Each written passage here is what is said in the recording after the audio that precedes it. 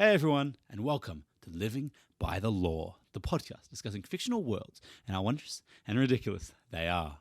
My name is Matt, and I'm joined by my co-hosts, Jude and Guy. Living by the Law is not currently sponsored. If you wish to sponsor us, radiate any common household object and then bite it. It will then turn into a superpowered device and start lecturing you about responsibility. Listen to that object and really give it your all. Then, tell it your sponsorship offer. We will hear you. We always do. Spider-Man, Spider-Man, does whatever a spider can. That's it, right? Episode over. That's what he does whatever a spider... No. Fine. This episode explores the amazing Spider-Man of Earth 616 from the main Marvel comics, as well as exploring all different types of Spider-Man characters throughout the comics. Enjoy. Heads up, this episode contains spoilers for pretty much all Spider-Man content, including comics, TV shows, and movies.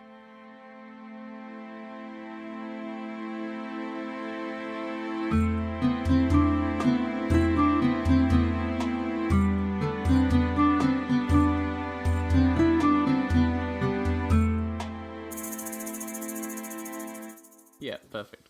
Awesome. So we're a politics podcast now. No, let's not. Have you all ever played Mario Tennis? Mario Tennis. I actually have, and I fucking hated it. Well, excuse me. This is... That's what this is about now. My question is, why the fuck did they come up with Mario Tennis before they came up with the Wiimote? They were like, Wiimote, good for tennis. Makes sense, easy. Yeah. Makes sense. That's the Wii shape Sports. of the controller, Wii it's a motion Sports, yeah. controller. They came up with Wii Tennis on the GameCube. What You about that controller makes you think you could do tennis game with it? You know. What goes through your mind to make you go, I like the yes, logical tennis confusion, time. the logical conception of going, yes, Mario. He rescues Peach from a castle. Good. Mario Kart. We race karts. Bit weird, but let's play fucking tennis. Mario games are stupid. But additionally, I've established this as my brand. the game is shit. You just do power moves and you can't dodge it, and then that's it. That's the game. You can if you know the timing. No, it's just Wii Tennis with shit power moves. Waluigi, I'm the winner. No, the best part. Oh wait, is this the game that? Well, I mean, Luigi's always a meme, but is he a particular meme in Wii Tennis? Yes, 'Cause he gets his foot rubbed in. Waluigi and Wario were introduced as the rivals of Mario Tennis. That's the origin of their fucking characters. Really? Right. Yeah, I'm What? pretty sure. That's amazing. No, it might be a Mario Party thing, or it might be Mario Dance. I can't remember. It's one of the sports games. Dance, Waluigi. He's a fucking jazz boy. He would outdance anyone. Like Waluigi would outdance. I think if you play Mario and Sonic at the Olympic Games, Winter Olympics, he's like the figure skating champion or something. That's true. Yeah, I played that game. Expected. Absolutely. Have you expected. seen that, Matt? Then of course he is.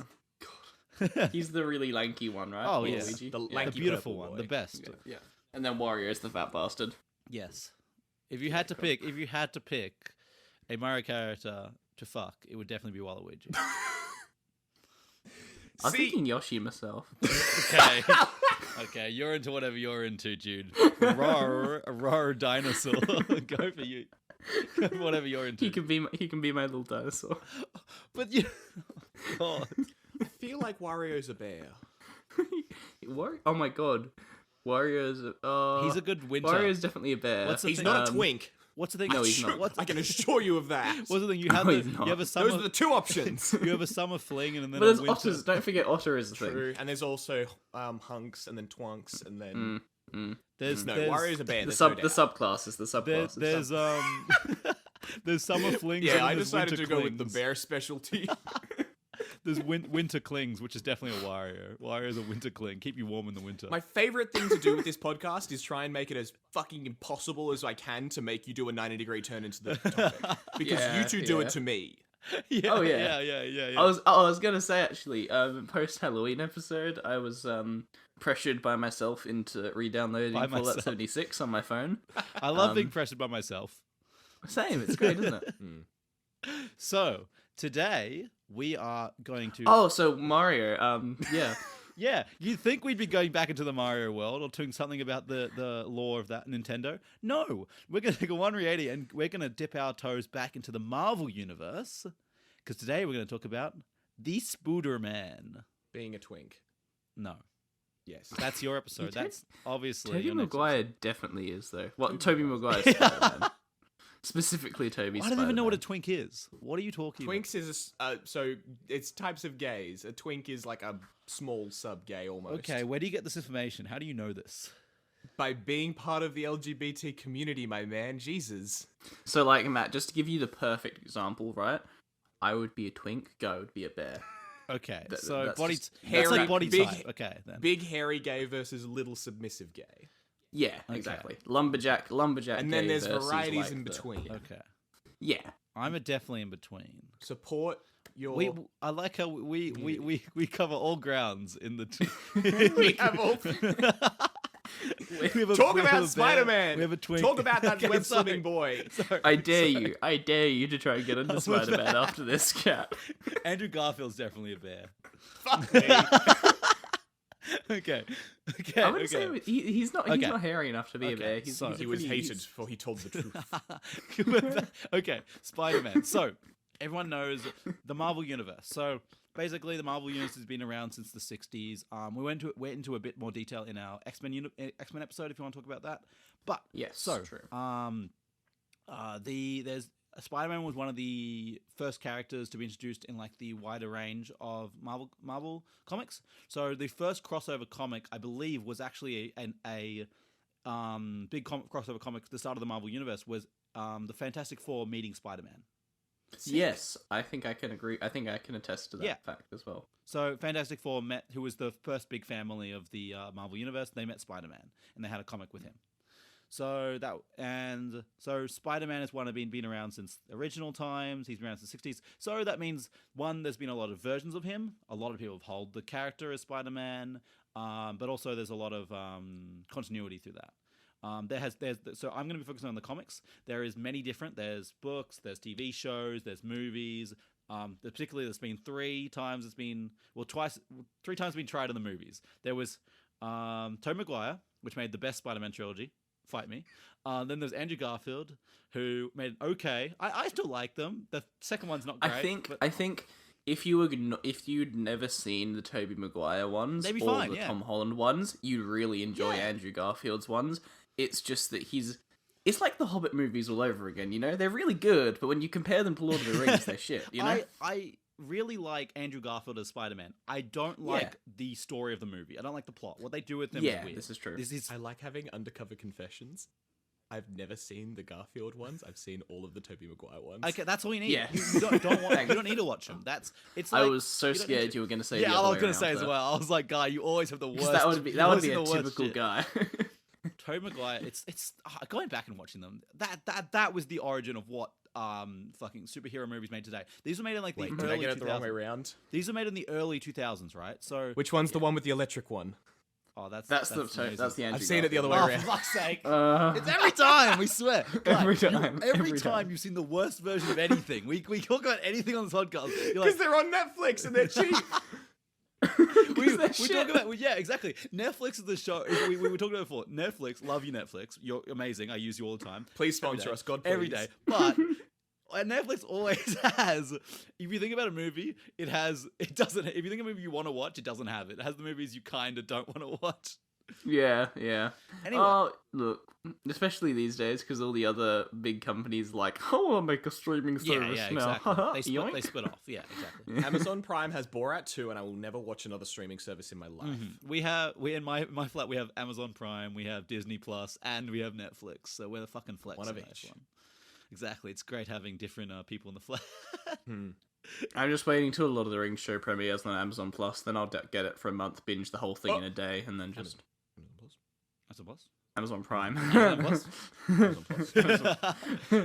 You see how Prime. much? You Wait, see so how is much Amazon I'm. Prime getting Lord of the Rings? Apparently. It's they're making a TV show that's set in the Second Age. That's Anyway. the whole reason I did the Second Anyway, Age. We really need to have we need to do like mini casts where we talk about like 30 minutes. We just talk about nerd news. Anyway, Yeah. we're not doing that now. Back into Spider-Man. Start getting Second Yes. podcast. back into not second podcast. Just Living talk by about- the news. Exactly. Wait, that's probably already. That's the thing.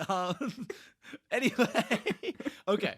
It would be law news. Okay, nude law, Law. law legends. It's called Geek Week. Thanks. Geek. Okay, fuck. Anyway, Anyway, so Spider-Man has been a concept around for a while.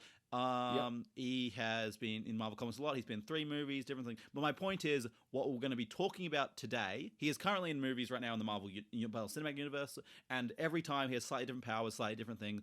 Sometimes his webs are genetic, sometimes his webs are mechanical. It just depends. But when I'm talking about that, I'm going to be talking about the Marvel comic one, original 616 universe. And then we're going to talk about some interesting Spider-Mans. So first we're going to go over Spider-Man. Peter Parker, the original Spider-Man, his powers, how he got his powers and stuff like that. Then we're going to talk about some Spider-Men and women. So yeah, that's going to be fun. And other things. So, Question right off the bat. yes, go hit me. Does Mary Jane ever become Spider-Man? If they're in a Spider-Man comic, they've become Spider-Man. Spider-Man's been around for like 70 years, mate. 60 years. Okay. If they are a main character in Spider-Man, they become Spider-Man at one point. Like that's basically the rule, okay? Secondary question: how many animals become Spider-Man? How many animals? Yeah. I don't know off the top of my head, but it's more than like 3 or 4. Wait, what? Does a dog become Spider-Man? No, There's a pig. There was a pig. There's Spider-Ham in the movie. Spider- We'll try. I'm trying to not. Wait, Spider-Ham? I'm What? trying to Yeah. not. Have you not seen Into the Spider-Verse? What? I haven't seen Okay, Into so the Into Spider- This is a criminal crime. I commit criminal crimes all the time, so you're used to me being a serial offender, but you're a good boy. You should. I Watch forgot this to mention movie. Into the Spider-Verse, which is another movie that came out recently, which is another version of Spider-Man. I'll be But honest, Into the my Spider-Verse. care factor about Into the Spider-Verse is very little. I'm Are you sorry. kidding me? It's literally the best movie of 2019. It's a really good. It's a really good movie. You should, I don't say that we'll lightly. watch it at some point. It's It fine. is the It's best fine. movie of I understand. 2019. No, it's fine. We'll deal with this. We'll remedy it by force, but for the time, Literally just because of its fucking great. Anyway, if you're watching this, go watch Into the Spider-Verse because it's Watch fucking Into the amazing. Spider-Verse. After this, it should inspire you. Go watch it. Anyway, so Peter Parker. Now, on to the spoilers for Into the So- Spider-Verse. kind of. We're just talking about like powers and stuff. No, that's not really important. Law, like plot stuff. Anyway, Peter Parker. So basically, he lost his parents at a young age. And he was orphaned. He lived with his Uncle Ben and Aunt May. So that's basically his backstory. And during a science expedition, he was bitten by a radioactive spider, granting him his powers. That's the basic way of he got his powers. Every Spider-Man has a slightly different version of how they got their powers. But his basic, where he gets his kind of vibe from, Spider-Man is supposed to be a good guy who does things for the little person. It's the kind of guy. He decided to use his powers originally for selfish gains. Until his Uncle Ben died at the hands of a burglar that Spider-Man could have stopped. It was at this point he learned, with great power comes great responsibility, which is a very well-known Spider-Man quote that kind of transcends all Spider-Men. It's kind of the thing that connects them all. With great power comes great responsibility. And he decides to live up to his uncle's mantra and use his powers for good, to become Spider-Man. That is basically the Spider-Man. And let's go talk about his powers. This is the fun part. Yes, so Spider-Man, as you would think, has spider can't speak with words. Physiology. Physiology? Yeah, that Physiology. one. That word. Anyway, Spider. Hey, shut up! I had an exam this morning. My brain is fried. Okay. Anyway, Spider-Man possesses the proportionate powers of a spider, granted him by an irradiated common house spider. What's happening right now? I was stretching my back. So guys. I look back from my notes. I turn my notes back to the Zoom call, and I just see Jude was Jude stretching and I was vibing. both Jude and Guy with their hands up, just moving around. I was like, God, this is great. Okay, which bit Peter Parker, which apparently mutated from prior exposure to certain frequencies of radiation, and receiving its final lethal dose when Peter Parker attended his exhibition. So Peter got bit by the spider, and then it died of radiation, basically. Okay, so there should be no more Spider-Mans afterwards. Yeah. Yeah, should be. Good wording. The radioactive complex Because if there is, then we could just make an entire army of Just Spider-Man. make a whole army of Spider-Man. mutagenic.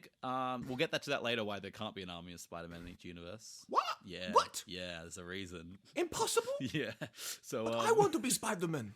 Anyway, let me finish the sentence, and then we'll get to it. Like No. it's like literally like the next line of my fucking notes. Okay. Complex genetic enzymes in the spider's blood, which are transfused at the time of the bite, triggering numerous body-wide mutagenic changes within Peter Parker, granting him superhuman strength, speed, toughened skin, and numerous arachnid-like abilities. Now, Okay, so dude, I now he's can't distracted. not mention that someone just What? rode down my street on a bike like this and dabbing the entire way, and I can't not mention that. I can't not mention that. So Hey, listen. That was the spirit of Spider-Man. So He's blessing this he rode down the podcast. street on a bike, holding a dab the entire way, and I'm just looking. That's the Lens guy and I are going to disrupt you now. We just rang up Josh and we're like, hey, could you just organize this real quick? I literally, Could you I was just like, real what? quick? I was like, out of the corner of my eye, I was like, what fuck was that? Sorry for interrupting, but I had to. That's a can't not mention. Man, it sounds like New Zealand's lit right now. Exams just finished and everyone's fucking. Everyone's just fucking off. How did you celebrate your exams? Oh man, I went to the pub and had a couple beers with my mates. What'd you do? Rode down the street dabbing. Just a Just solid having a dab. good He wasn't time. looking. He wasn't looking. He was at the street. Hands in his, he wasn't even looking. And he's going the wrong way down a one-way my street God. doing that. Anyway, Spider-Man Anyway. and numerous arachnid-like abilities. The mutation granted him an enhanced chromosome pattern as well. So, one of the very smart scientists in the Marvel universe, Ezekiel Sims, revealed to Peter that his powers were not of scientific origin, though, but were a sign that he had become a totemic avatar of the web of life and destiny inside the Marvel Multiverse. Yes, I am a scientist. Here is the science. There is none. Fuck you. You're a god. I can't remember. It was The either a web scientist. destiny. Oh no! Sorry. Ezekiel wasn't a scientist. Sorry, he was. I believe he was mixed with. He was a. Like a soothsayer or something? Yeah, he was a more of a wizard, I believe. Sorry. He's a big brain character. Yeah, he's smart. Anyway, We've got different types of smarts. while Peter initially struggled to accept this, he later came to the conclusion that both were plausible, and he has his powers mystically amended on, and he has had his powers mystically amended on multiple occasions. What? Yeah. What? So, Oh, as in the gods intervened and given him something, or well, someone has Was in magic. Someone Was has in singled- God Someone- went fucking shut up and made Well, his enemy trip over or something. Well, no, there wasn't. No, that's get out of here, fucking Lord of the Rings. This is Marvel, where there's billions of gods who can just grant infinite power. right? So he's more like a sort of conduit for the fucking mystic juice. Yeah. So we'll talk about The mystic so spider juice. Now might be a good time to talk about the web of life and destiny. Yeah, please. Before we I get was into coming the into show. this expecting you to be like super strength webs. He can run up walls. That's it. No, cool, he's we're the done. totemic avatar for the web of life and destiny. And the Fuck great me. thing is, there's one in every universe. That's why there's a Spider-Man in every universe, is because the avatar of the web of life and Oh! destiny across multiverses. Nice. That can Wait. So Spider-Man hang on. connects the entire universe. Spider-Man across the multiverse and connect the universe. Sick. First of all. Second of all, why the fuck did the spider have to be irradiated then? Couldn't it just be a dying spider's final wish? Or did the is just- there a connection between radiation and fucking god juice? So what it's called is the comic writers making up something really cool after it'd been established that it was a radioactive spider and that's why it goes powers for years and years and years. Marvel amendments, my The favorite. radiated spider awakened his inner godhood. Exactly. Or the spider, it was chosen through this happenstance. The gods had made this happen through it, and that's why. So the way I see it is, it was scientific. Like, he also got his powers, but it wasn't only scientific, right? It was both. It happened to happen because of the gods' It's like powers. it's like when you see in random video games where they've got like a whole bunch of machinery set up around like a cool mystic artifact. It's the mystic is the power, Yeah. but there's scientific sort of Yeah. juice. Exactly. I like that. Anyway, so the Web of Life and Destiny is a three-dimensional construct. I will never stop referring to things as juice, dude. Shut up. I was laughing at just how we've gone from, oh yeah, fun episode about Spider-Man, you know, he goes up walls and just fucking...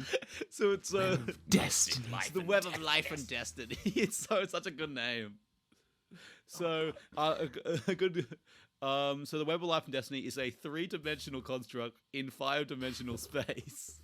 Nice. Which acts as a Five-dimensional space. Oh, cool, yeah. which acts as a model of the entire multiverse and enables travel between realities.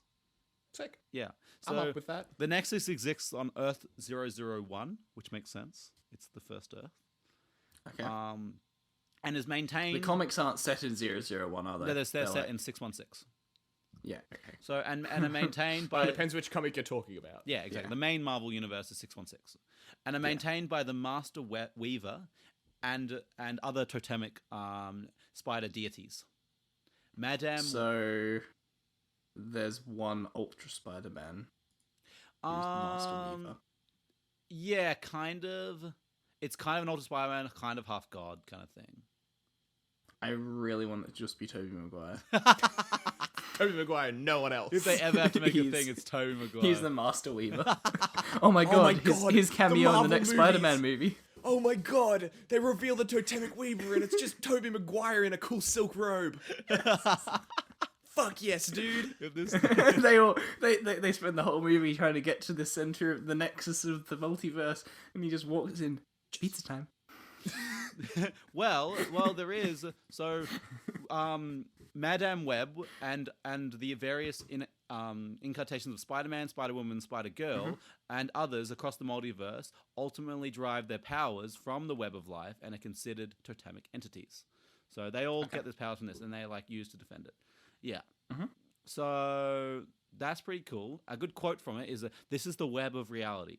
Every reality, every possible future, I see them all, judging which is likely to come to pass. That is the Master Weaver sitting on top of the. Okay. First of all, Tobey Maguire could crush that. Sorry, role. that's Madame Second of Web. all, Sorry, my bad. No point. Tobey Maguire could crush that role. I stand by my Madame statement. Web. Yeah. Yeah, Don't totally. fucking doubt me. He has the chops to pull it off. Yeah, true. Also, I have a personal issue with soothsayers and future seers in everything. Yeah. Do they decide what happens, or do they just sort of be like, this will happen? It depends. Like if you look at different ones, like for example, I believe this one they say most likely, so they're not. But there are some like usually they just see which is the most possible. Like for example, if you look at the Marvel Universe particularly, if you look at the Panther God Bast, there's a comic where Doctor Doom goes to the Panther God Bast looking for vibranium, and they look at all possible futures, and they say the only possible future that humanity is peaceful and there's no war, no conflict, is when Doctor Doom is in charge and ruling over everyone. Yeah, that's another comic altogether. We'll talk about Doctor Doom one day. Anyway, he's my favorite character in all Marvel comics. But they look at all possible futures. Additionally, there's actually an entire comic series about that, because there's a Inhuman, which is like mutants but different, who gets an ability to be able to see the future, right? Okay. And says, "Oh, they're going to commit a crime." And Now we're getting into some Blade Runner shit. Yeah. No. Not Blade Runner. No. Not Blade Runner. What's the goddamn Oh, I movie know what you're talking called? about. The one with the three people, the children, like the Yeah. I can't remember what that's called. Minority Report. Minority Report. Yes. But it's shit like that. So did they caught and when then they stopped them? Would they commit the crime or not? And can you say they would and stuff like that? And it's never been wrong, but like, it's always that kind of thing. Well, they are wrong because they get arrested and don't do the crime. Well, no. But if they didn't stop it, would they have done the crime? We have no way. Okay. Exactly. I have an issue with soothsayers. It's okay. Yeah, exactly. No, and it's interesting. And Marvel personal vendetta. It's that's what starts Civil War 2 in the comics. Oh, So really? between Captain Marvel and Iron Man in the comics, because Captain Marvel's on the side of we should listen to the fucking Inhuman who tells us the future, and Iron Man's like, we shouldn't arrest people before they've done a committed crime, guys. Looking back at his past, like... Yeah, I did that before, and that wasn't a good idea. I learned from Captain America. Incredible. Anyway, yes. This one, Captain America's dead. Yeah, I was gonna say, doesn't in the comics Captain America gets killed in the first Civil War? This is when he's dead. He comes back. This is when he's dead. Yeah, I yeah, hate yeah. the comics. Where the fuck are we at? Anyway, yeah. Anyway, it's so- anyway, back to the Web of Life and Destiny. So that basically gives the powers to all Spider-Man, and it's cool. Anyway, so what are those powers? Okay, can I ask you a quick question? I hear you And feel asking. free. No. Feel free to just say it's going to be answered later on. But so you've said the Web of Life and Destiny. There's gives them their powers, and there's one of them in each multiverse. Yes. So does that mean that in each, the only times that there's multiple Spider-Mens together is when one from another multiverse has come in? No. Because there are worlds where like a Spider-Man has has had sex and made a child. Oh, And that also Spider-Man or woman or girl. So Spider-Man okay. can- and then Spider-Man can fuck. and they're all and they're also What? there are also universes where they're like teams inside the universe. So like there's a team of Spider-Man or Spider. Is there also a difference between the Spider-Man and people who are emulating spider abilities? I don't know. to be Let's honest. move Yeah, past it I if don't you know. don't That's know. that's a good question. Because I can fucking get a bit of rope and swing around some buildings and call myself No. Spider-Man. It doesn't make me the totemic So, deity. That's the thing. There Well- always seems to be a spider person in every universe. It's well, there's like because unless they die, there seems to be sort of avatar. So it's kind of like it's built into the universe somewhat. So like it doesn't matter where you go. There's always a spider person who dresses up very similar and stuff like that. You know what I mean?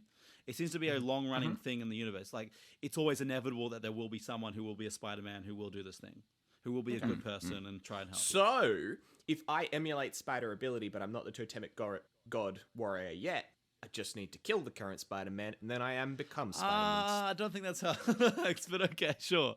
You go. And I'm the nearest thing. They're just going to be like, oh, hey, he's pretty easy. It's like when you want a job. a certain thing. You should kill them. What?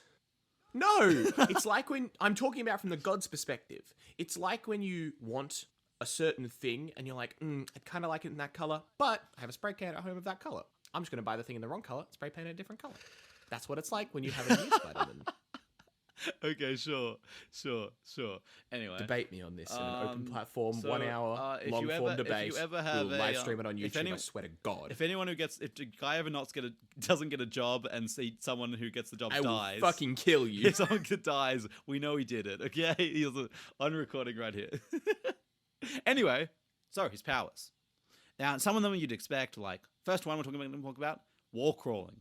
So Spider-Man's exposure to mutant radiation gives him a mutanic Silbrium-wide alteration of his ingrains, resulting in the ability to mentally control the flux of interatomic attractions, the electromagnetic force between molecules. Look at sorry, I get what that means. look at but I God's face. And he can do it through his suit. can we just say his hands stick to wall, he go climb? Yeah, so he controls molecules though. It's not just sticky. He's not sticky. He controls the molecules. So if there's nothing there's nothing that can rip things apart. So if he wants to attach something, there's nothing to rip you apart. I think in one comic there was something where he ripped a guy's face off Neat. because you can't rip it. You wouldn't be able to rip it. His face would rip off before his hand would rip off. And so and he can do it like through his thing, and there's no way to do it. Like it's like horrible. Yeah. So what I think it's trying to suggest is it's trying to say that he can make his hand and the surface, no matter what material it is, like incredibly magnetic to each other to the point of like infinite attraction. Exactly. And additionally, that's why his mask never comes off. He can make sure his mask doesn't come off because it's attached to his face. But he does. He does the spider kiss. Yeah, but he can No, take it off he when he can wants take it to, off. but he can stop other people from taking it off. But he did the spider kiss. He is Spider Kiss. Because he was like, MJ, you can take my mask Oh off. my god, okay, I stop. want to kiss Spider-Man. Is This, Spider-Man a shut simp? up. Spider-Man's such a simp, we know this. He's the biggest of simps. This overcomes... It's the prerequisite of becoming the fucking god of death, whatever. This overcomes the outer electron shell's normal barrier of mutual repulsion, and other outer electron shells permit the tremendous potential for electron attraction to prevail. The mentality the mentally controlled subatomic particle responsible for this has yet to be identified. I'm about to commit so many crimes. This is the worst because guy loves when it's just, magic works, and it's like, yes, that works, but now they're trying to explain it through science, so this is gonna be fun. Stop it! Anyway, this is magnetism all over again. This ability to affect the attraction between surfaces is so far limited to Spider-Man's body. Essentially concentrated on his hands and his feet, especially concentrated on his hands and feet, and other objects with an upper limit of several tons per finger. So he can lift a car with his finger. Neat. At one point, Spider-Man was able to prevent anti-venom from taking off his mask by sticking it to his face, for example. Neat. I forgot anti-venom was a villain. Yeah, there's everything. We've had Venom. Yeah. Anti-venom. He also has the mark of Cain. What's Cain doing in this universe? It's shown the ability. Which one are we talking about? So I'll describe it. So Cain has shown the ability to use his wall. Which is a clone of Spider-Man. Cain, sorry, spelled Kaine. Has shown the ability to use his wall crawling abilities in a more offensive manner, burning distinctive scars known as the mark of Cain into people's faces. Oh, okay, neat. So he uses the wall crawl as a weapon rather than just a utility. Exactly. Neat. Later, Spider-Man himself used a variation of the same ability to escape Green Goblin by making his fingertips cling to his face and then tearing them away. There you go. That was the thing we were talking about. Fair. Yeah. Oh, so you ripped Green Goblin's face off. Yeah. Digging 5 deep wounds into Norman's face. Spoiler, Green Goblin is Norman. What? Norman Osborn? Not Norman. Despite the obvious offensive potential of this ability, Spider-Man claims it is unlikely he will use it again, as it was a move out of anger and desperation. I mean, yeah, he's kind of... Yeah. So it's the kind of thing that you wouldn't want to do it. He's also able to use the Mark Cain to rip Iron Man's armor off piece by piece. Nice. Yeah. Who wins in a battle of forces, Magneto or Spider-Man's fingers? This is a genuine question for Matthew. This isn't speculative. I want to know a scientific answer. I'd personally say Magneto because it is specifically limited in the comics that his fingertips are limited to about 3 tons, and Magneto has been known to change poles of the fucking Earth. So fair. I'd say my other argument was going to be the fact that Magneto could just pick up whatever Spider-Man's attached to and just so yeet. That's true. But I have a counter argument. Go. Why Spider-Man wins? It's Spider-Man. Because this is the this is the Marvel Comics, and Spider-Man's a good guy. Heroes always win. He's got that big brain. I wish they reference that in quite a few comics. Like, we're gonna win. We're the heroes. Like, they say shit like that. Fucking trust. Yeah. Anyway, so he's got at least Spider-Man has also got superhuman strength, as you'd expect. Spider-Man possesses the superhuman strength that every superhero does, enabling him to press lift many tons. He has shown to be able to easily swing a 3-ton wrecking ball using steel chains. Spider-Man's physical strength is sufficient enough to be able to lift and throw objects as heavy as a big rig semi-truck with ease, and land a jet. He estimated to be weighing about 200,000 pounds, so about 100,000 kilograms. It's about 100 tons. Yeah. Plus then forces of gravity, plus then forces of acceleration, plus friction of the ground. Yeah. So pretty good. He must also like, pull his. Cool though when he stopped. It was cool when he stopped to train though, wasn't it? Yeah, it was pretty sick. That was cool. Remember that time he held a boat together with some? That was pretty cool.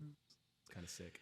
He must also pull his punches and kicks, unless when fighting someone slightly, or else he will fucking obliterate them. Yeah. Oh my god!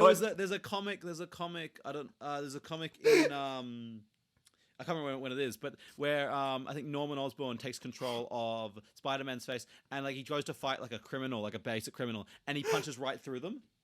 Because oh my god, he doesn't realize how much Spider-Man pulls his punches against like normal criminals. Even against Otto, even against like Otto and him, he has to pull his punches because he'd punch right fucking through them. Because he doesn't realize how much Spider-Man pulls his punches against like normal criminals. Even against like Otto and him, he has to pull his punches because he'd punch right fucking through them. Because he doesn't realize how much Spider-Man pulls his punches because he'd punch right fucking through them. That's incredible. That's so wonderful. Yeah. So he has to pull his punches a lot. He's demonstrated he is strong enough to knock out people with normal durability with a tap to the head. Dip. Shush, be quiet. Silence. Silence. You're dead. He just taps them on the forehead and you're knocked out. As such, he rarely lets his full strength go. Yeah, sorry. Okay, here's another example. I don't know if it's the similar example or the same one. Dr. Octopus once taken control of Spider-Man's body. He easily punched up Scorpion's jaw because he didn't know his full strength. Nice. Yeah. So Spider-Man's physical ability also extends to his legs, enabling him to jump the height of several stories in a single bound. Spider-Man demonstrate the ability to jump over 30 feet vertically into the air when he first leaped out of the way of an oncoming car. And this should be noted that he did this when he was a teenager and not in his prime. Anyway. Nice. Superhuman speed. So Spider-Man is capable of running and moving at speeds that are far beyond the natural physical limits of a normal human. Spider-Man is fast enough to catch up to an accelerating car while he is on foot, but prefers to travel by webs. Who wouldn't, man? If you could travel by webs, who wouldn't? No, that's fair. Spider-Man moves faster than the eye can follow. No, that's fair. If they've said that he can lift tons, then the explosive force that he has in his body, you can translate that directly to a Newton force and then translate that to acceleration. He can fucking punch it. Yeah. It depends also how heavy he is, but Yeah, I think he still weighs the normal way. acceptable. Yeah. If he weighs 60 to 80 kilos, he'd be fine. Yeah, exactly. Okay, Fat Spider-Man, be fine. That's by thick boy. Thick boy. Oh my god, he just rolled towards you at a speed. Have you ever played the Simpsons game? Yeah. Yeah. Homer's superpower. Superpower is roll. Yeah. Yeah. It's Fat Spider-Man. Oh, that's good. Anyway, so he has even been moved so fast, Spider-Man appears as a blur. Spider-Man has easily outrun many of these villains, including the Green Goblin's gliders in the past, outmaneuvering their range attacks at the same time. In close combat, he has been able to dodge an all-out assault from Blur, which is another super ability person who... Judging from the name, Go fast. is that a fast person? Yeah. Blur. That kind of sucks for them, doesn't it? Yeah, I know, right? They're one thing in Spider-Man can do. It's like if I suddenly pulled out and started just riffing on a bass and it just fucking destroyed Jude in a one-on-one. That's just rude at that point. Yeah, you already have your own stuff. You don't need his as well. You got your own stuff. You don't need to come anywhere near mine. Exactly. Go Yeah, like away. if I just turned around the monitor and was like, here's an MMORPG I made last night. Anyway, Spider-Man also has superhuman stamina. Spider-Man's advanced muscular produces few fatigue toxins during physical activity than an ordinary human. This allows him to exert himself physically for much longer periods of time before being fatigued. Yeah. Fuck you guys. Yeah. Fuck you Oh guys. no. At his guys, peak, guys, you're gonna hate me, but so he has to pull his punches and stuff, right? No. Oh, I fuck, know where no. this is going. No, we're not. No, Jude. Do not No. speak of Mary Jane. No, or all the other women. Also, I love how if you look at Spider-Man's relationship, there's a fucking paragraph of just naming people. It's like all those women in relationship. I think there's 30 or 40. Well, he's got that stamina, man. Oh, fucking hell. At his He doesn't peak, fatigue Spider-Man very quickly. can physically exert himself at his peak capacity for several hours before the build-up of fatigue toxins in his blood begins to impair him. So there you go. That's why it's such a long paragraph. So you can go for hours. Several accounts depict Spider-Man can hold his breath for 8 minutes or more. There you go. I'm not gonna make that one bad. Cool. He can hold his breath underwater. Oh. Anyway, continuing. Spider-Man also has superhuman durability. Of course he does. Spider-Man's body is physically tougher and more resistant to some types of injury than normal body. His body is more resilient to impacts than anything else. He's withstand impacts such as falling several stories or being struck by an opponent with super strength. Events that would severely injure or kill an old person leave him with little to no discomfort. In the past, he has survived several blows from the likes of the Hulk, as well as surviving a point-blank missile explosion. Spider-Man's body is Cool. durable to the point where... Sorry, you just went from falling several stories, an uncommon, not unsurvivable feat, to taking a direct fucking missile To be honest, hit. I think the Hulk is taking a punch from the Hulk is worse than a missile. That's a missile hit in itself, yeah. Also, like, another thing, I would say that it's good that he's that resistant to damage, because for me, yeah, theoretically, I could go and swing around on buildings on ropes and shit, unless I knew that if I fell, I wasn't gonna die. There is zero chance that I'm doing that, so... Yeah, that's a good Good. point. Because if it's like, oh no, he's vulnerable to damage, like, why the fuck are you using that mode of transport? You can run fast. Just stay on the ground. I agree. Question: there's a scene in the second Spider-Man where I suppose he's losing his powers. That's why he gets quite hurt. Yeah. Where he's just suddenly stops being able to web sling and falls. Yeah, quite he far, lost his and he's powers. like, That's why he gets really hurt. in It that. just crunches. Yeah, the Spider-Man every frame order Facebook page that was like an entire few days of him losing his That powers. was the great of just him sitting on the ground, just dead. Yeah. He died. A side note for listeners: Jude and Matt both frequent Spider-Man meme pages, which is an absolute joy to be on the receiving end of. It's just I'm the sure it refined is. Spider-Man memes. Spider-Man memes are the best memes. Anyway, Yeah. sorry, Spider-Man memes are the best memes. Where was I? Spider-Man's body is durable to the point where he can tense his super strong muscles while being punched in the torso by a trained heavyweight boxer, causing the attacker's wrist to break. Nice. God, because that's incredible. Because like a trained fighter can punch like a solid object, so that not only means that it's solid, it means that he's like reflecting them back. Yeah. His stomach's like a fucking trampoline. That's amazing. When you Well, punch it's- the stomach, the Stomach stomach punches punch back. back.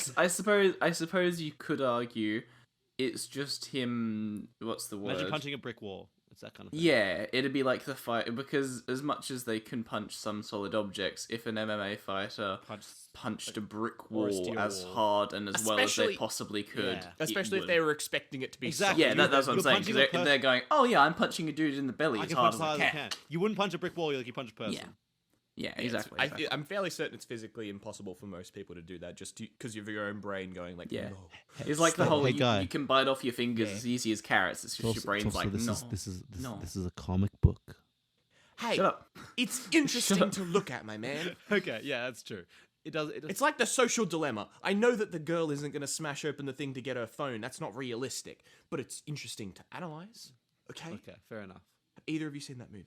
I Yeah. have heard of it. Oh, and I saw a little I bit of watched it. like the first 20 minutes. That's it. Fair. My flatmates tell me to watch it. I need to watch it. It's a good I got one. told to watch it in a lecture. In a lecture, I got told to watch it. Yeah, because it's very pertinent to our industry. Yeah, it is. Anyway, Spider-Man has stated that he must roll with the punches people throw at him with similar strength and durability in order not to break their wrists. Nice. Oh my God. Good. Spider-Man is durable enough to survive being beaten down by Colossus and Magique when they were powered up by the Phoenix Force. Yes, Phoenix. she's we talked a- about this. Magique is a X-Men, I believe. That does. What's the power? I What's actually the- don't what's know. God. Okay, cool. Sick. I actually don't know. One sec. Both presumably very strong if they're brought. Okay.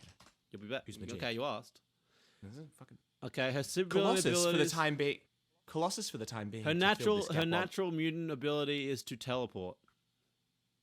Well, that doesn't fucking mean anything Yeah, then. but she has the fucking. Oh, you can Phoenix- get punched in the stomach. She has the fucking Phoenix Force, which is Yeah, Colossus is better at that though, because Colossus is literally made of with metal. the Phoenix Like, Force. oh, Anyone who, a metal man powered up by the Phoenix Force punches you and you're cool, versus like a fucking person who can teleport. That's like me punch. Like, yeah, sure, I'm powered up by the Phoenix Force, but you've already set a higher standard. It's like I can survive a punch from both fucking Dwayne the Rock Johnson and Guy. It's like you didn't have to list Didn't Guy. have There. to Guy is irrelevant. the like- whole in point this was they were like- both attacking at the same Be time. like, yeah, be like Oh, saying, okay. I can survive a beatdown from Chuck Norris, and I could also survive a beatdown from Jude. Okay. Yeah, but it's Cool. Cool. okay. Okay, That was I a get your given. point, but they were both attacking him with the Phoenix Force at the same time because the Phoenix Force can Okay, be spread out okay. between multiple people. Okay, I don't know what that is either. The Phoenix Force. Google it. Phoenix Force is Don't- It's just, don't- it's, don't- It's infinite power. Okay. Fuck. His arm, Peter Parker's arm, is so strong. It blocked Quicksilver. While the Quicksilver was in motion, so he put his arm out and the fucking stopped. So That still means nothing to me. Hawkeye did that. Quicksilver can run really bloody fast. Is he not like liquid? What do you mean? Quicksilver? No. Isn't he made out of like No. fucking? He's in the second Avengers movie, Quicksilver's guy. in the Avengers Quicksilver. movie. He's just fast. Oh, him! I was Yeah, thinking of the guy Skinny from the Fantastic Four. No. Oh, Silver Surfer is who I was yeah, thinking Silver of. Surfer, Because Quicksilver and Quicksilver Silver is Surfer. basically Yeah, the Flash yeah, of the yeah. Marvel Universe. I'm with it. I'm with it. Cool. He was fast, but not fast No, enough. not fast as the other Quicksilver. Anyway, superhuman agility. Spider-Man's agility, balance, and bodily coordination are all at enhanced levels and far beyond the natural physical limits of the finest human athlete. Spider-Man is extraordinarily limber, and his tendons are connected to are twice as elastic as the average human, despite their physical strength. He has the combined ability, I don't want to hear it, guys, the combined ability, agility, and aerobic prowess of the most accomplished circus aerialists and acrobats. He can also perform many complicated sequence of gymnastic stunts, such as flips, rolls, and springs. He can easily match or top any Olympic record at gymnasts. Yeah, he can. He can top anyone. So yeah, if you think of The it, Spider-Man has sex joke will not leave this If you episode think- until we are it's really done. not. if It's you not think really. about it, superheroes would fucking ruin the Olympics. Oh, My yeah. God, that's such a good point. They'd fucking Oh my ruin God. everything. Because this goes back to the point that people have of like we should have the Olympics and then have a normal fucking person selected from the crowd to run. They should alongside do them, that. Just I for, want just that. for a reference. I want that. Because that's really good. But then we'll have this where it's like, hey, we have a top level athlete, and here comes Quicksilver. You wouldn't even see it; it's gone. Yeah, precisely. And the thing about you couldn't be like, oh, okay, they've got an X gene in their blood, they're disqualified, right? Or they have a separate race for the mutants and stuff like that, right?